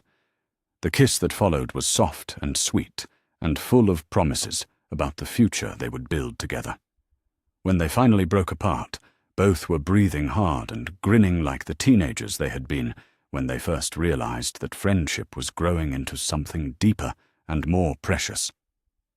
"I love you," Harry said, the words carrying weight and wonder, as if he were saying them for the first time. "I love you too," Hermione replied, then laughed at the conventional nature of their exchange after everything they had been through. Though I suppose the real question is whether the wizarding world is prepared for what comes next. Harry's expression grew more serious, though his joy remained undimmed. "Tomorrow we announce our engagement officially. Tomorrow we face whatever response that brings. But tonight, here in the place where we learned that impossible things become possible when you have the right people beside you, we're just Harry and Hermione, engaged to be married and happier than we've ever been." They spent another hour on the tower, talking about their hopes for the wedding, their dreams for the future, and the challenges they knew lay ahead. When they finally made their way back down the spiral staircase, both were glowing with the kind of happiness that made even the most daunting obstacles seem manageable. The next morning brought the harsh reality of public reaction to their engagement announcement, which appeared on the front page of the Daily Prophet under a headline that managed to be both congratulatory and ominous. "Potter proposes. Boy who lived chooses love over legacy." Rita Skeeter's article was a masterpiece of backhanded reporting, managing to describe the engagement as both romantic and reckless, praising Harry's devotion while questioning his judgment, celebrating love while lamenting the political implications. She had somehow obtained details about the proposal location and timing, spinning them into a narrative about Harry's tendency to make important decisions in isolation from the advisors who might have counseled greater caution. But Skeeter's article was mild compared to the responses that flooded the Prophet's letters section over the following days. Cornelius Fudge wrote a lengthy piece questioning whether someone who showed such disregard for wizarding traditions could be trusted with political influence. Dolores Umbridge, writing from her cell in Azkaban, contributed a rambling screed about the moral decay of young people who put personal desires above social responsibility. More troubling were the responses from people Harry had considered allies, or at least neutral parties. Several Order of the Phoenix members wrote carefully worded statements about the importance of considering the greater good in all major life decisions. Former Hogwarts professors expressed concerns about the example being set for current students. Even some of Harry's former Auror colleagues suggested that his engagement might compromise his effectiveness in future crisis situations. The three sacred 28 families who had initially competed for Harry's attention took the engagement announcement as a declaration of war. The Greengrass family issued a formal statement expressing disappointment in Harry's failure to consider the broader implications of his choice. The Parkinsons announced they would be withdrawing from all social events where the couple was present. The Bulstrodes went further, indicating they would be reconsidering their business relationships with anyone who supported the engagement. Most painfully, several Hogwarts board members quietly approached McGonagall with concerns about Harry's Order of Merlin and its continued appropriateness given his controversial personal choices. The pressure was subtle but unmistakable. Continue supporting Harry Potter's relationship and face professional consequences. McGonagall's response was swift and decisive. She called an emergency meeting of the entire Hogwarts faculty, at which she delivered what witnesses later described as one of the most passionate speeches of her career about the school's responsibility to support students who had the courage to challenge unjust systems.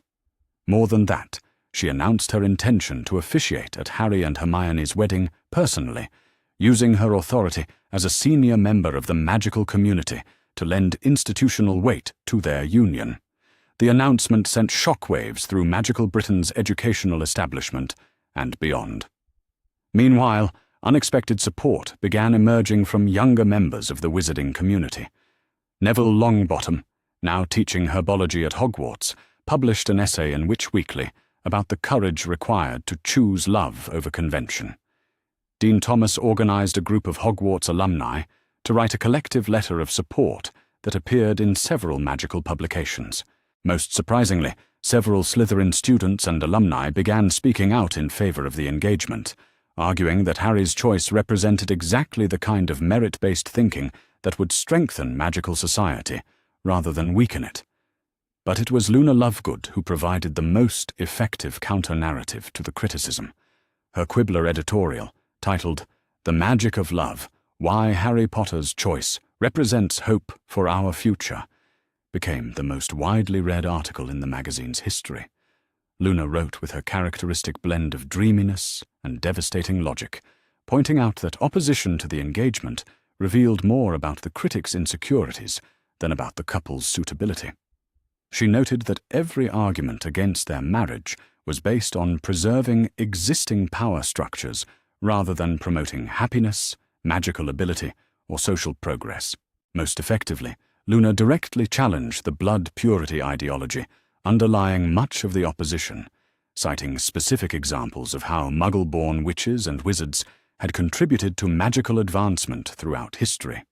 Her research was thorough, her reasoning impeccable, and her conclusions impossible to dismiss as the ramblings of an eccentric young woman. The article's impact was immediate and significant.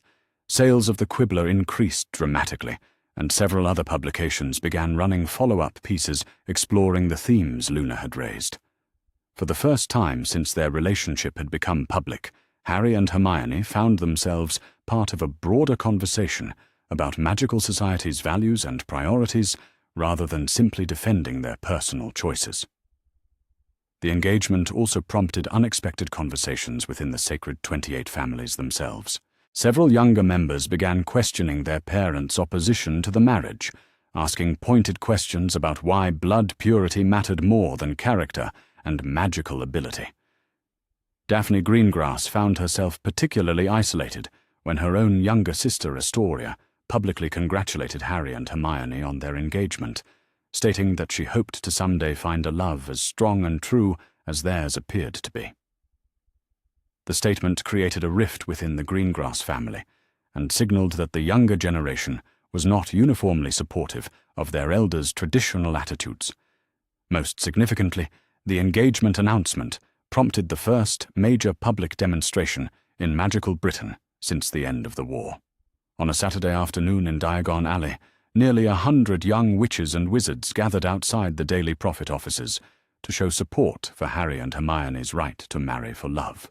The demonstration was peaceful and well-organized, featuring speakers who talked about their own experiences with blood purity discrimination and their hopes for a more inclusive magical society.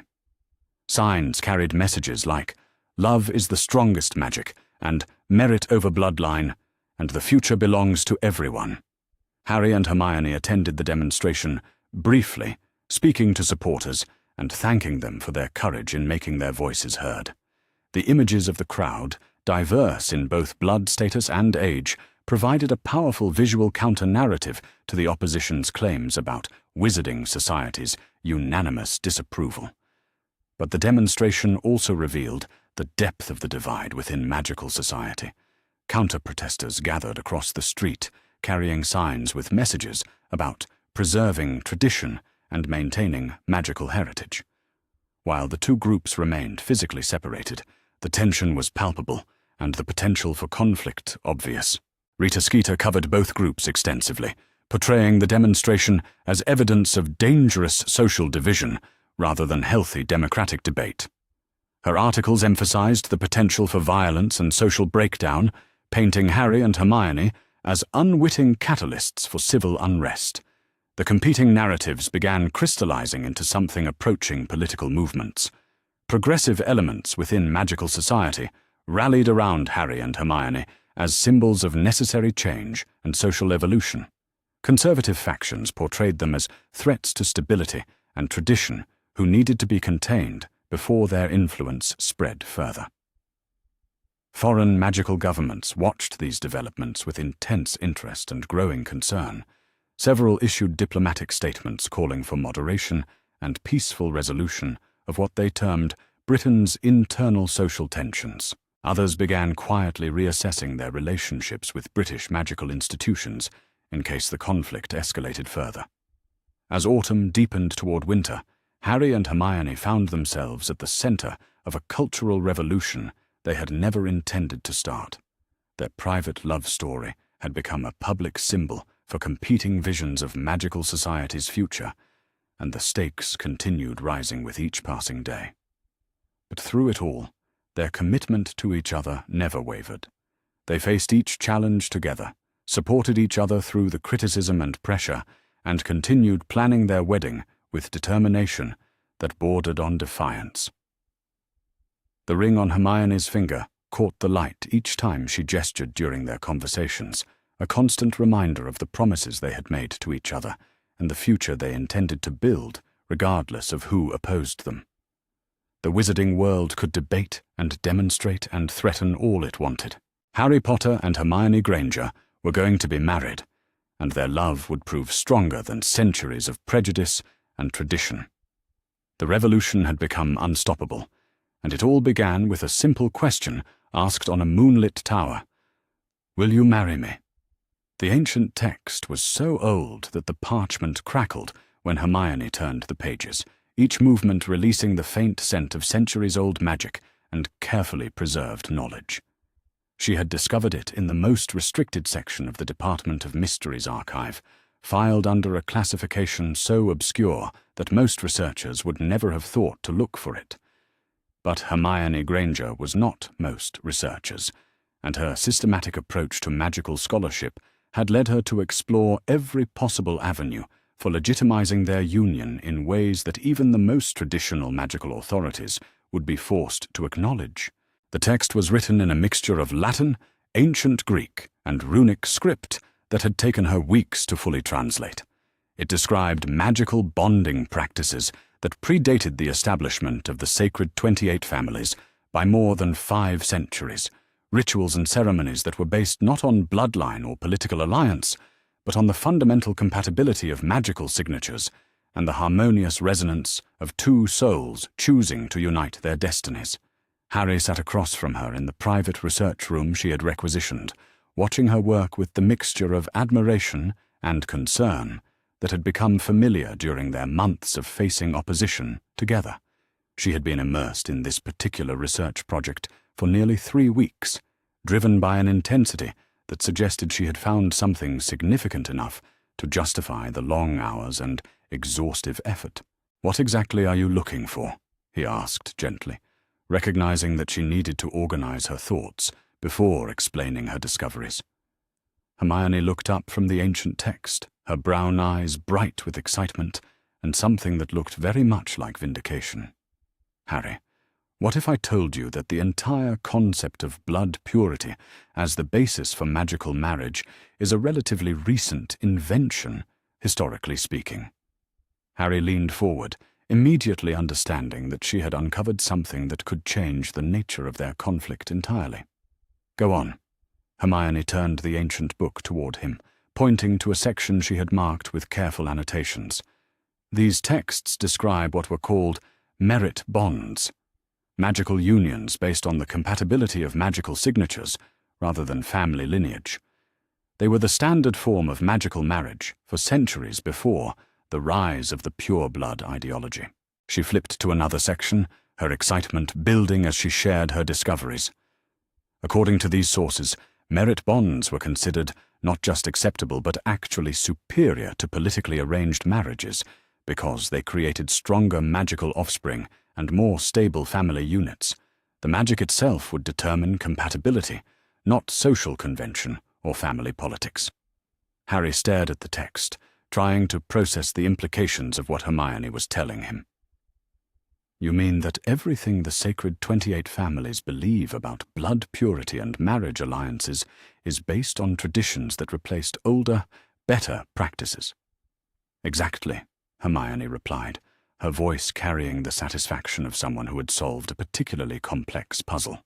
"The blood purity movement essentially convinced magical society to abandon a system that actually worked in favor of one that served the political interests of certain families. She stood and moved to a different shelf, returning with additional texts that supported her research.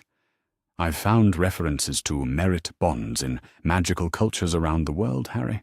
This wasn't just a British tradition. It was a universal magical practice that was systematically suppressed by people who benefited from arranged political marriages. The implications were staggering. If Hermione's research was accurate, then their opponents were not defending ancient magical wisdom but rather protecting relatively recent innovations that had never been based on genuine magical principles. But how do we prove this? Harry asked. How do we demonstrate that merit bonds are legitimate when most of the magical world has never heard of them? Hermione's smile was radiant with anticipation. That's the beautiful part, Harry. Merit bonds aren't just historical curiosities, they're functional magical practices that can still be performed today. The magic itself will validate our compatibility in ways that even the most skeptical observers will be forced to acknowledge. She returned to the ancient text, showing him detailed diagrams and instructions that had been preserved despite centuries of neglect and suppression. The ceremony itself is quite elegant, she explained. Both participants undergo magical testing that measures not just the strength of their individual magical signatures, but how well those signatures harmonize when combined. Harry studied the diagrams, noting the complex geometric patterns and runic inscriptions that would be involved in such a ceremony. It looks incredibly intricate. Are you certain we can perform something this advanced? Hermione laughed, the sound carrying genuine amusement rather than nervousness. Harry Potter, we've successfully performed magic that most adult wizards consider impossible. We've created Patronuses, destroyed Horcruxes, and survived curses that should have killed us. I think we can manage a bonding ceremony, especially when we have 3 weeks to prepare, and some of the most knowledgeable magical scholars in Europe willing to help us. That evening, they shared their discovery with Bill Weasley, whose expertise in curse-breaking and ancient magical practices made him the ideal person to verify Hermione's research and help them prepare for the ceremony. Bill arrived at Grimmauld Place with Fleur, both of them curious about the mysterious request for assistance with what Harry had described only as historical magical research. When Hermione explained her findings and showed them the ancient texts, Bill's reaction was immediate and profound. He stared at the diagrams and descriptions with the expression of someone encountering something he had heard whispered about, but never expected to see. "Merlin's beard," he breathed, running his scarred hands over the parchment with reverent care. "Hermione, do you realize what you've found here? These are descriptions of soul magic, the deepest and most fundamental type of magical bonding possible between 2 people." Fleur leaned over his shoulder to examine the texts, her part. Vila heritage giving her natural sensitivity to magical resonances and compatibility. "This is extraordinary," she said in her musical accent. "At Beauxbatons, we study this type of magic in our most advanced courses. It is considered as the highest form of magical partnership, but we are taught that the knowledge has been lost for centuries." Harry felt a surge of excitement mixed with trepidation. If Bill and Fleur recognized the legitimacy of merit bonds from their own magical education, then Hermione's discovery was even more significant than they had initially realized. Bill continued studying the texts with professional fascination. "The ceremony you're describing would require incredible precision and magical control," he said finally. "But if performed correctly, it would create a bond that even the most traditional magical authorities would have to acknowledge as legitimate and powerful." "More than that," Fleur added, her blue eyes bright with understanding. "It would prove beyond doubt that your magical signatures are compatible in ways that have nothing to do with blood status or family heritage. The magic itself would validate your choice." Over the following weeks, they worked together to prepare for the merit bond ceremony with the same meticulous attention to detail that had characterized their most dangerous adventures. Bill researched the specific magical requirements and potential complications. Fleur consulted with former Beauxbatons professors who retained knowledge of ancient bonding practices. Hermione continued her scholarly investigation, uncovering additional sources that supported and expanded upon her initial discoveries. Harry, meanwhile, found himself studying magical theory at a level of complexity that rivaled his most challenging Hogwarts courses. The merit bond ceremony required both participants to understand not just the mechanics of the ritual, but the fundamental magical principles that made it possible. The process was intellectually demanding, but also deeply moving. As Harry learned more about the magical theory behind merit bonds, he began to understand that what they were planning was not simply a wedding ceremony, but a profound magical transformation that would bind their magical signatures together in ways that went far beyond conventional marriage. When Luna Lovegood learned about their plans, her reaction was characteristically enthusiastic and unexpectedly knowledgeable. She arrived at Grimmauld Place with a collection of her own research materials, having apparently been investigating similar magical practices for an article she was writing about the intersection of love and advanced magic. Luna's research had taken her in different directions from Hermione's scholarly approach, but her findings complemented and supported the historical evidence they had assembled. She had interviewed elderly witches and wizards who retained fragmentary memories of merit bond ceremonies from their childhood, folk knowledge that had survived despite official suppression. Most importantly, Luna had identified several witnesses who would be essential for validating the ceremony in the eyes of magical society. The merit bond ritual required the presence of magical scholars who could verify its authenticity and document its successful completion for official records. Professor McGonagall agreed to serve as one witness, her expertise in transfiguration making her qualified to observe and validate the magical transformations involved in the ceremony. Kingsley Shacklebolt, despite his political concerns about the controversy surrounding their relationship, agreed to attend as an official ministry representative.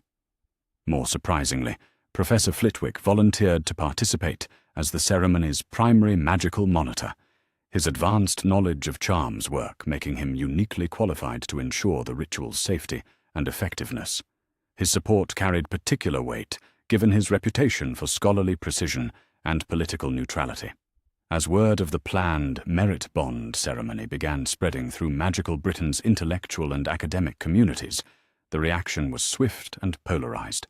Scholars and researchers who had spent their careers studying magical theory expressed fascination with the opportunity to witness a ritual that most had considered purely historical. Conservative voices, however, denounced the ceremony as a desperate attempt to legitimize an unsuitable relationship through arcane practices that had been abandoned for good reasons. Rita Skeeter published a series of articles questioning whether merit bonds were genuine magical practices or elaborate illusions designed to deceive the public. The controversy intensified when several foreign magical institutions expressed interest in sending observers to document the ceremony for their own academic archives. The International Confederation of Wizards issued a statement recognizing merit bonds as legitimate magical practices worthy of scholarly study and official documentation. But it was the response from the Sacred 28 Families that revealed the true significance of what Harry and Hermione were attempting. For the first time since their relationship had become public, their opponents seemed genuinely concerned rather than merely dismissive. Cornelius Greengrass published an essay in the Daily Prophet arguing that merit bonds, even if historically authentic, represented dangerous departures from the social structures that had kept magical society stable for generations. The Parkinson family issued a statement questioning whether ceremonies based on ancient practices should be considered legally binding in modern magical Britain. Most tellingly, several pureblood families began conducting their own research into merit bond practices, clearly seeking ammunition to challenge the ceremony's legitimacy or effectiveness. The escalating controversy prompted an unexpected intervention from an international source. Madame Maxime, the headmistress of Beauxbatons Academy, arrived in London with a delegation of French magical scholars who specialized in ancient bonding rituals and soul magic. Her presence transformed the debate in ways that neither supporters nor opponents had anticipated. Madame Maxime brought not just academic credibility, but institutional authority from one of Europe's most respected magical institutions. Her delegation included researchers who had spent decades studying merit bond practices and could speak authoritatively about their historical significance and magical validity. More importantly, Madame Maxime offered to have the ceremony performed according to the highest standards of international magical scholarship, ensuring that its completion would be documented and verified in ways that even the most skeptical observers would be forced to acknowledge. The offer created a diplomatic and political complication that neither the British magical government nor the traditional pureblood families had expected to face. Rejecting international scholarly oversight would make them appear provincial and defensive. Accepting it would legitimize the ceremony in ways that would be difficult to challenge afterwards.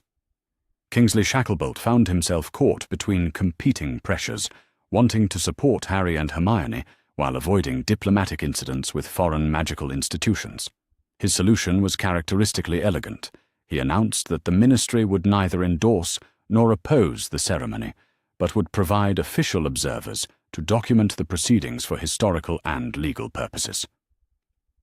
As the date for the merit bond ceremony approached, Harry and Hermione found themselves at the center of what had evolved into an international magical event. Scholars, diplomats, journalists, and curious observers from across the magical world were planning to attend or monitor the proceedings.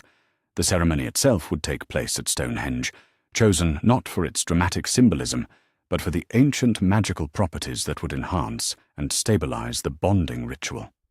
The location required special permissions and security arrangements that transformed their private ceremony into something approaching a state occasion. But through all the complexity and controversy, Harry and Hermione remained focused on the fundamental truth that had brought them to this point. They loved each other deeply.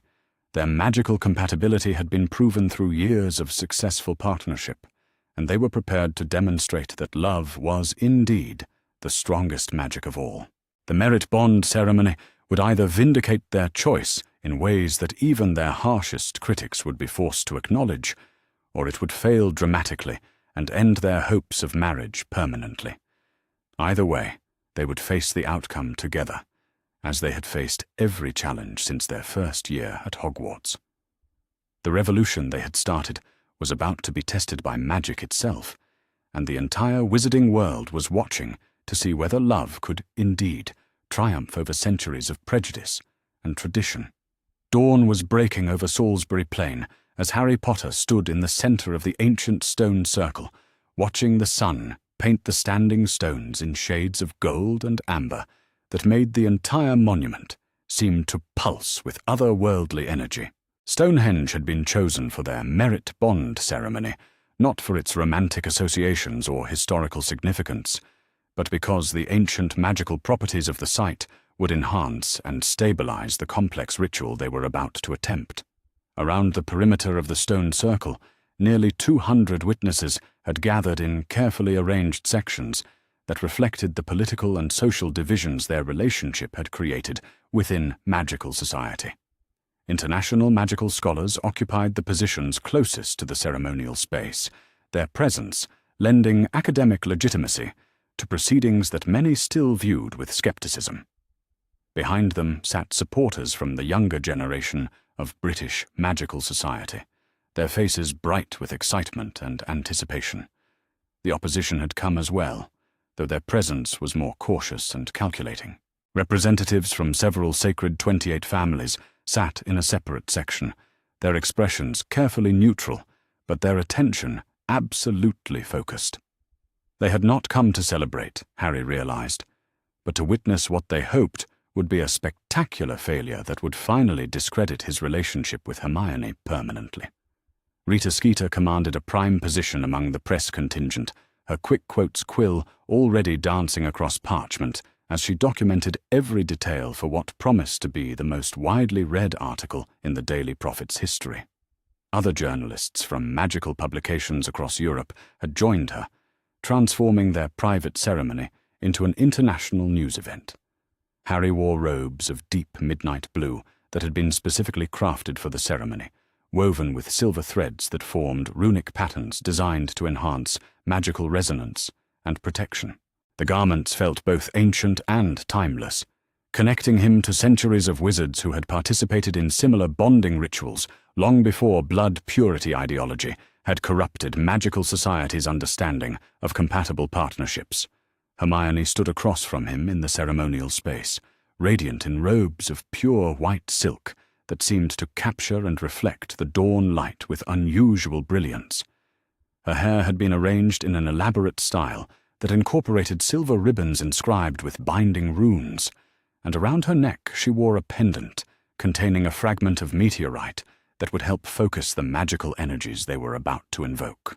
Between them lay the ceremonial implements they would need for the merit bond ritual: ancient wands carved from wood that had been struck by lightning, bowls of spring water that had been blessed under each phase of the moon, and crystals that would amplify and harmonize their individual magical signatures until they merged into something greater than the sum of its parts. Professor McGonagall stood at the eastern point of the stone circle, her tartan robes replaced by formal ceremonial vestments that marked her role as primary witness and magical monitor. Her stern expression could not entirely hide the pride and affection she felt for her former students, though her professional demeanor remained absolutely focused on ensuring the ritual's safety and authenticity.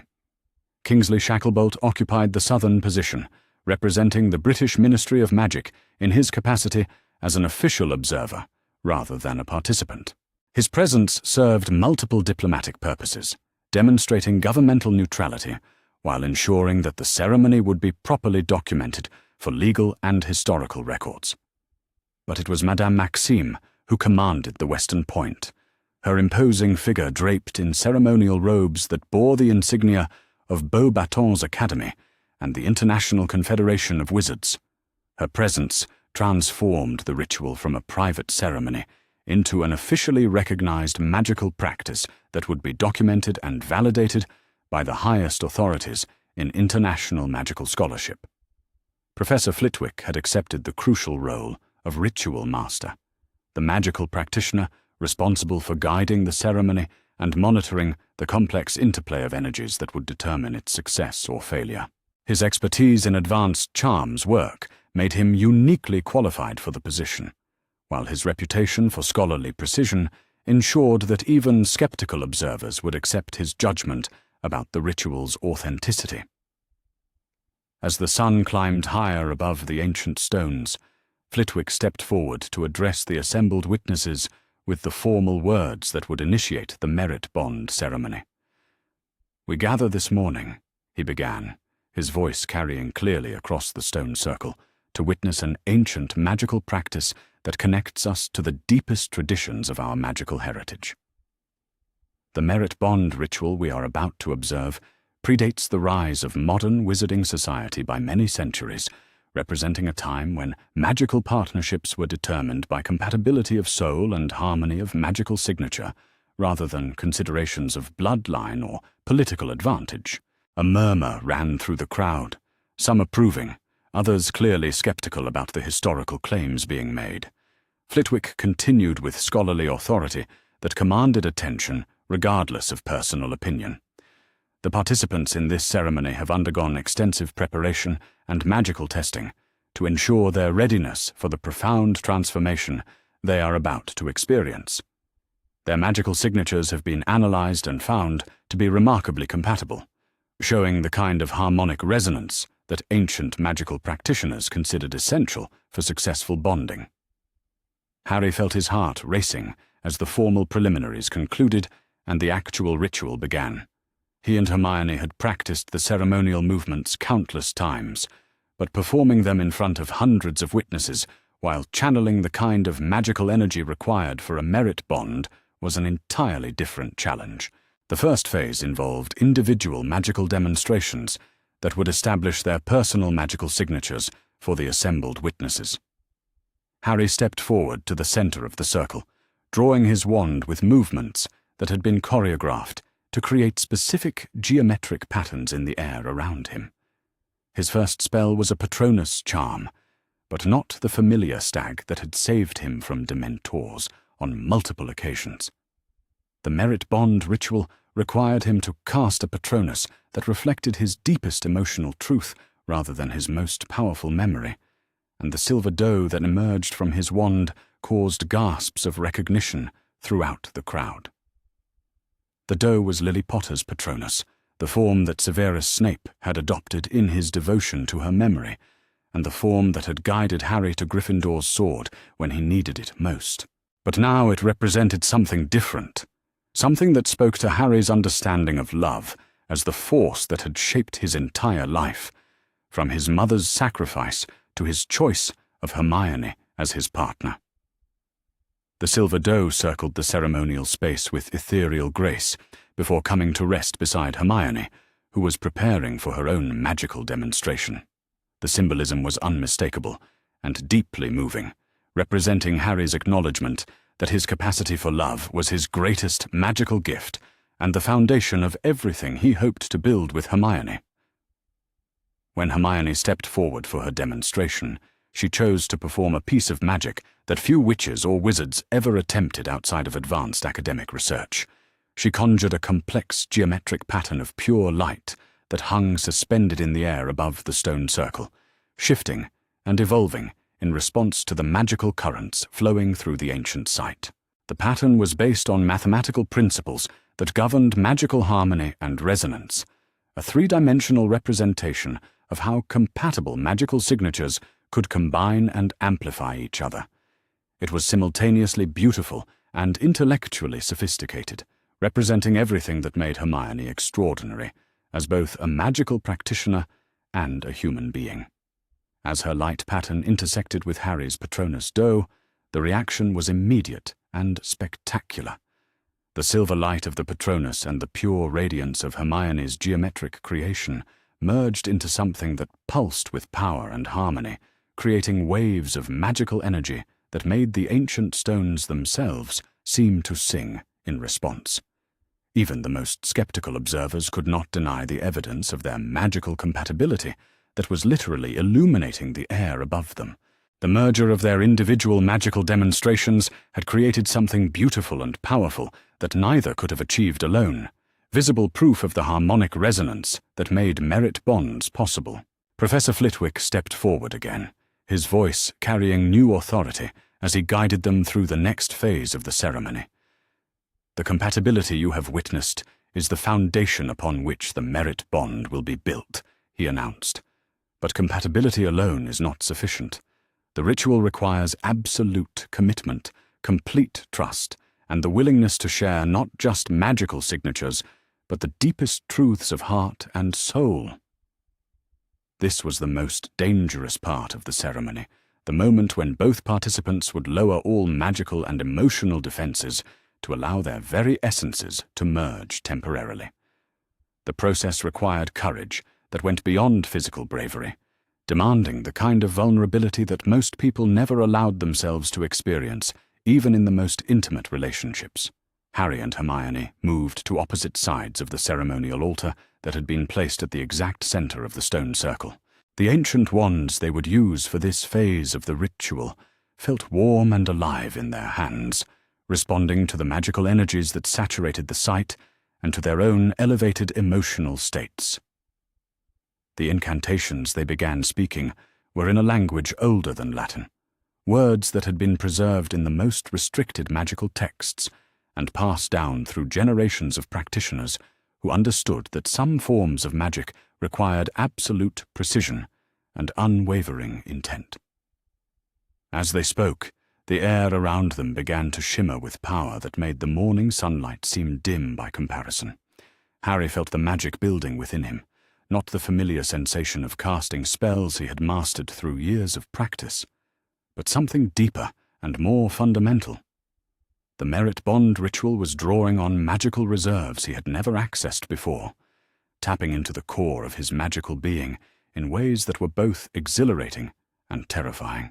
Across the altar, he could see Hermione experiencing similar sensations, her face glowing with power and concentration as she channeled magical energies that seemed to be rewriting the very nature of her magical signature. The light around her was growing brighter and more complex, creating patterns that spoke of intelligence and determination, and the fierce love that had brought them to this moment. When their individual magical build-ups reached the critical threshold, Professor Flitwick gave the signal for the final phase of the ceremony.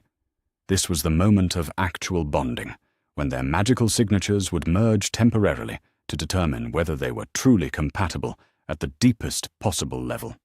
Harry and Hermione pointed their ceremonial wands toward each other across the altar, speaking the final incantations that would either create a merit bond between them or demonstrate that their relationship was fundamentally incompatible, despite years of successful partnership. The magical energy that erupted from their combined casting was unlike anything Harry had ever experienced. It felt as if lightning was flowing through his veins, while simultaneously filling him with warmth that started in his heart and spread throughout his entire being. The sensation was intensely intimate, more personal than any physical connection could ever be, as if Hermione's very soul was touching his own. Around them, the witnesses gasped, and several people stood involuntarily as waves of magical power swept across the stone circle. The ancient stones themselves began to glow with sympathetic resonance, responding to the merit bond magic in ways that confirmed the deep authenticity of what was taking place. But it was the visible manifestation of their bonded magical signatures that silenced even the most skeptical observers. Above the ceremonial altar, a column of silver and gold light rose toward the sky, pulsing with power that could be felt rather than simply seen. Within that column, geometric patterns of extraordinary complexity shifted and evolved, representing the mathematical precision with which their individual magical signatures had merged into something greater than either could achieve alone. The light show continued for nearly 10 minutes, during which Harry felt as if he were experiencing magic for the first time. Every spell he had ever cast, every magical theory he had studied, every intuitive understanding he had developed about the nature of magical power, all of it was being rewritten and expanded by his connection to Hermione's magical essence. Through their bond, he could feel her brilliant mind working to understand and catalogue the experience they were sharing. But more than that, he could feel her love for him, pure and strong and absolutely certain, flooding through the magical connection they had created. When the ceremony finally concluded, and their magical signatures settled into their new bonded configuration, the silence that filled the stone circle was profound and reverent. Even Rita Skeeter had stopped writing, her quick quotes quill hanging motionless as she stared at the couple who had just accomplished something that most of the witnesses had considered impossible. Professor Flitwick stepped forward to make the formal announcement that would conclude the ceremony and establish their merit bond as officially recognized and documented. By the authority vested in me by the International Confederation of Wizards, and in the presence of these gathered witnesses, I hereby declare that Harry James Potter and Hermione Jung Granger have successfully completed the ancient ritual of merit bonding, and are now united by magical ties that transcend conventional marriage bonds. The explosion of sound that followed was immediate and overwhelming. Supporters cheered and applauded with enthusiasm that shook the ancient stones. International observers clapped with dignified approval that carried the weight of academic validation. Even some of the Sacred 28 family representatives seemed stunned into grudging acknowledgement of what they had witnessed. But Harry barely heard the crowd's reaction. He was entirely focused on Hermione, who stood across the altar from him, with tears of joy streaming down her face, and a smile that seemed to illuminate her entire being from within. The merit bond they had created was still active, allowing him to feel her emotions as clearly as his own, and the love and happiness radiating from her was almost overwhelming in its intensity. They moved toward each other simultaneously, meeting in an embrace that felt different from every other time they had held each other. The merit bond had created a connection that went beyond physical affection or emotional attachment, linking them at the fundamental level of their magical beings in ways that would last for the rest of their lives. Madame Maxime approached them as they held each other in the center of the stone circle, her imposing presence somehow gentle and maternal, despite her formal role in the ceremony. Monsieur Potter, "Mademoiselle Granger," she said in her accented English, "it has been an honor to witness this extraordinary demonstration of magical compatibility and ancient wisdom. The merit bond you have created today will be documented and studied by magical scholars for generations to come." Kingsley Shacklebolt was next, his official demeanor unable to entirely hide his personal satisfaction with the ceremony's success. "Harry, Hermione, congratulations on achieving something remarkable," he said formally. "The Ministry of Magic recognizes your merit bond as a legitimate magical union with all the legal standing and social privileges accorded to any marriage within our society.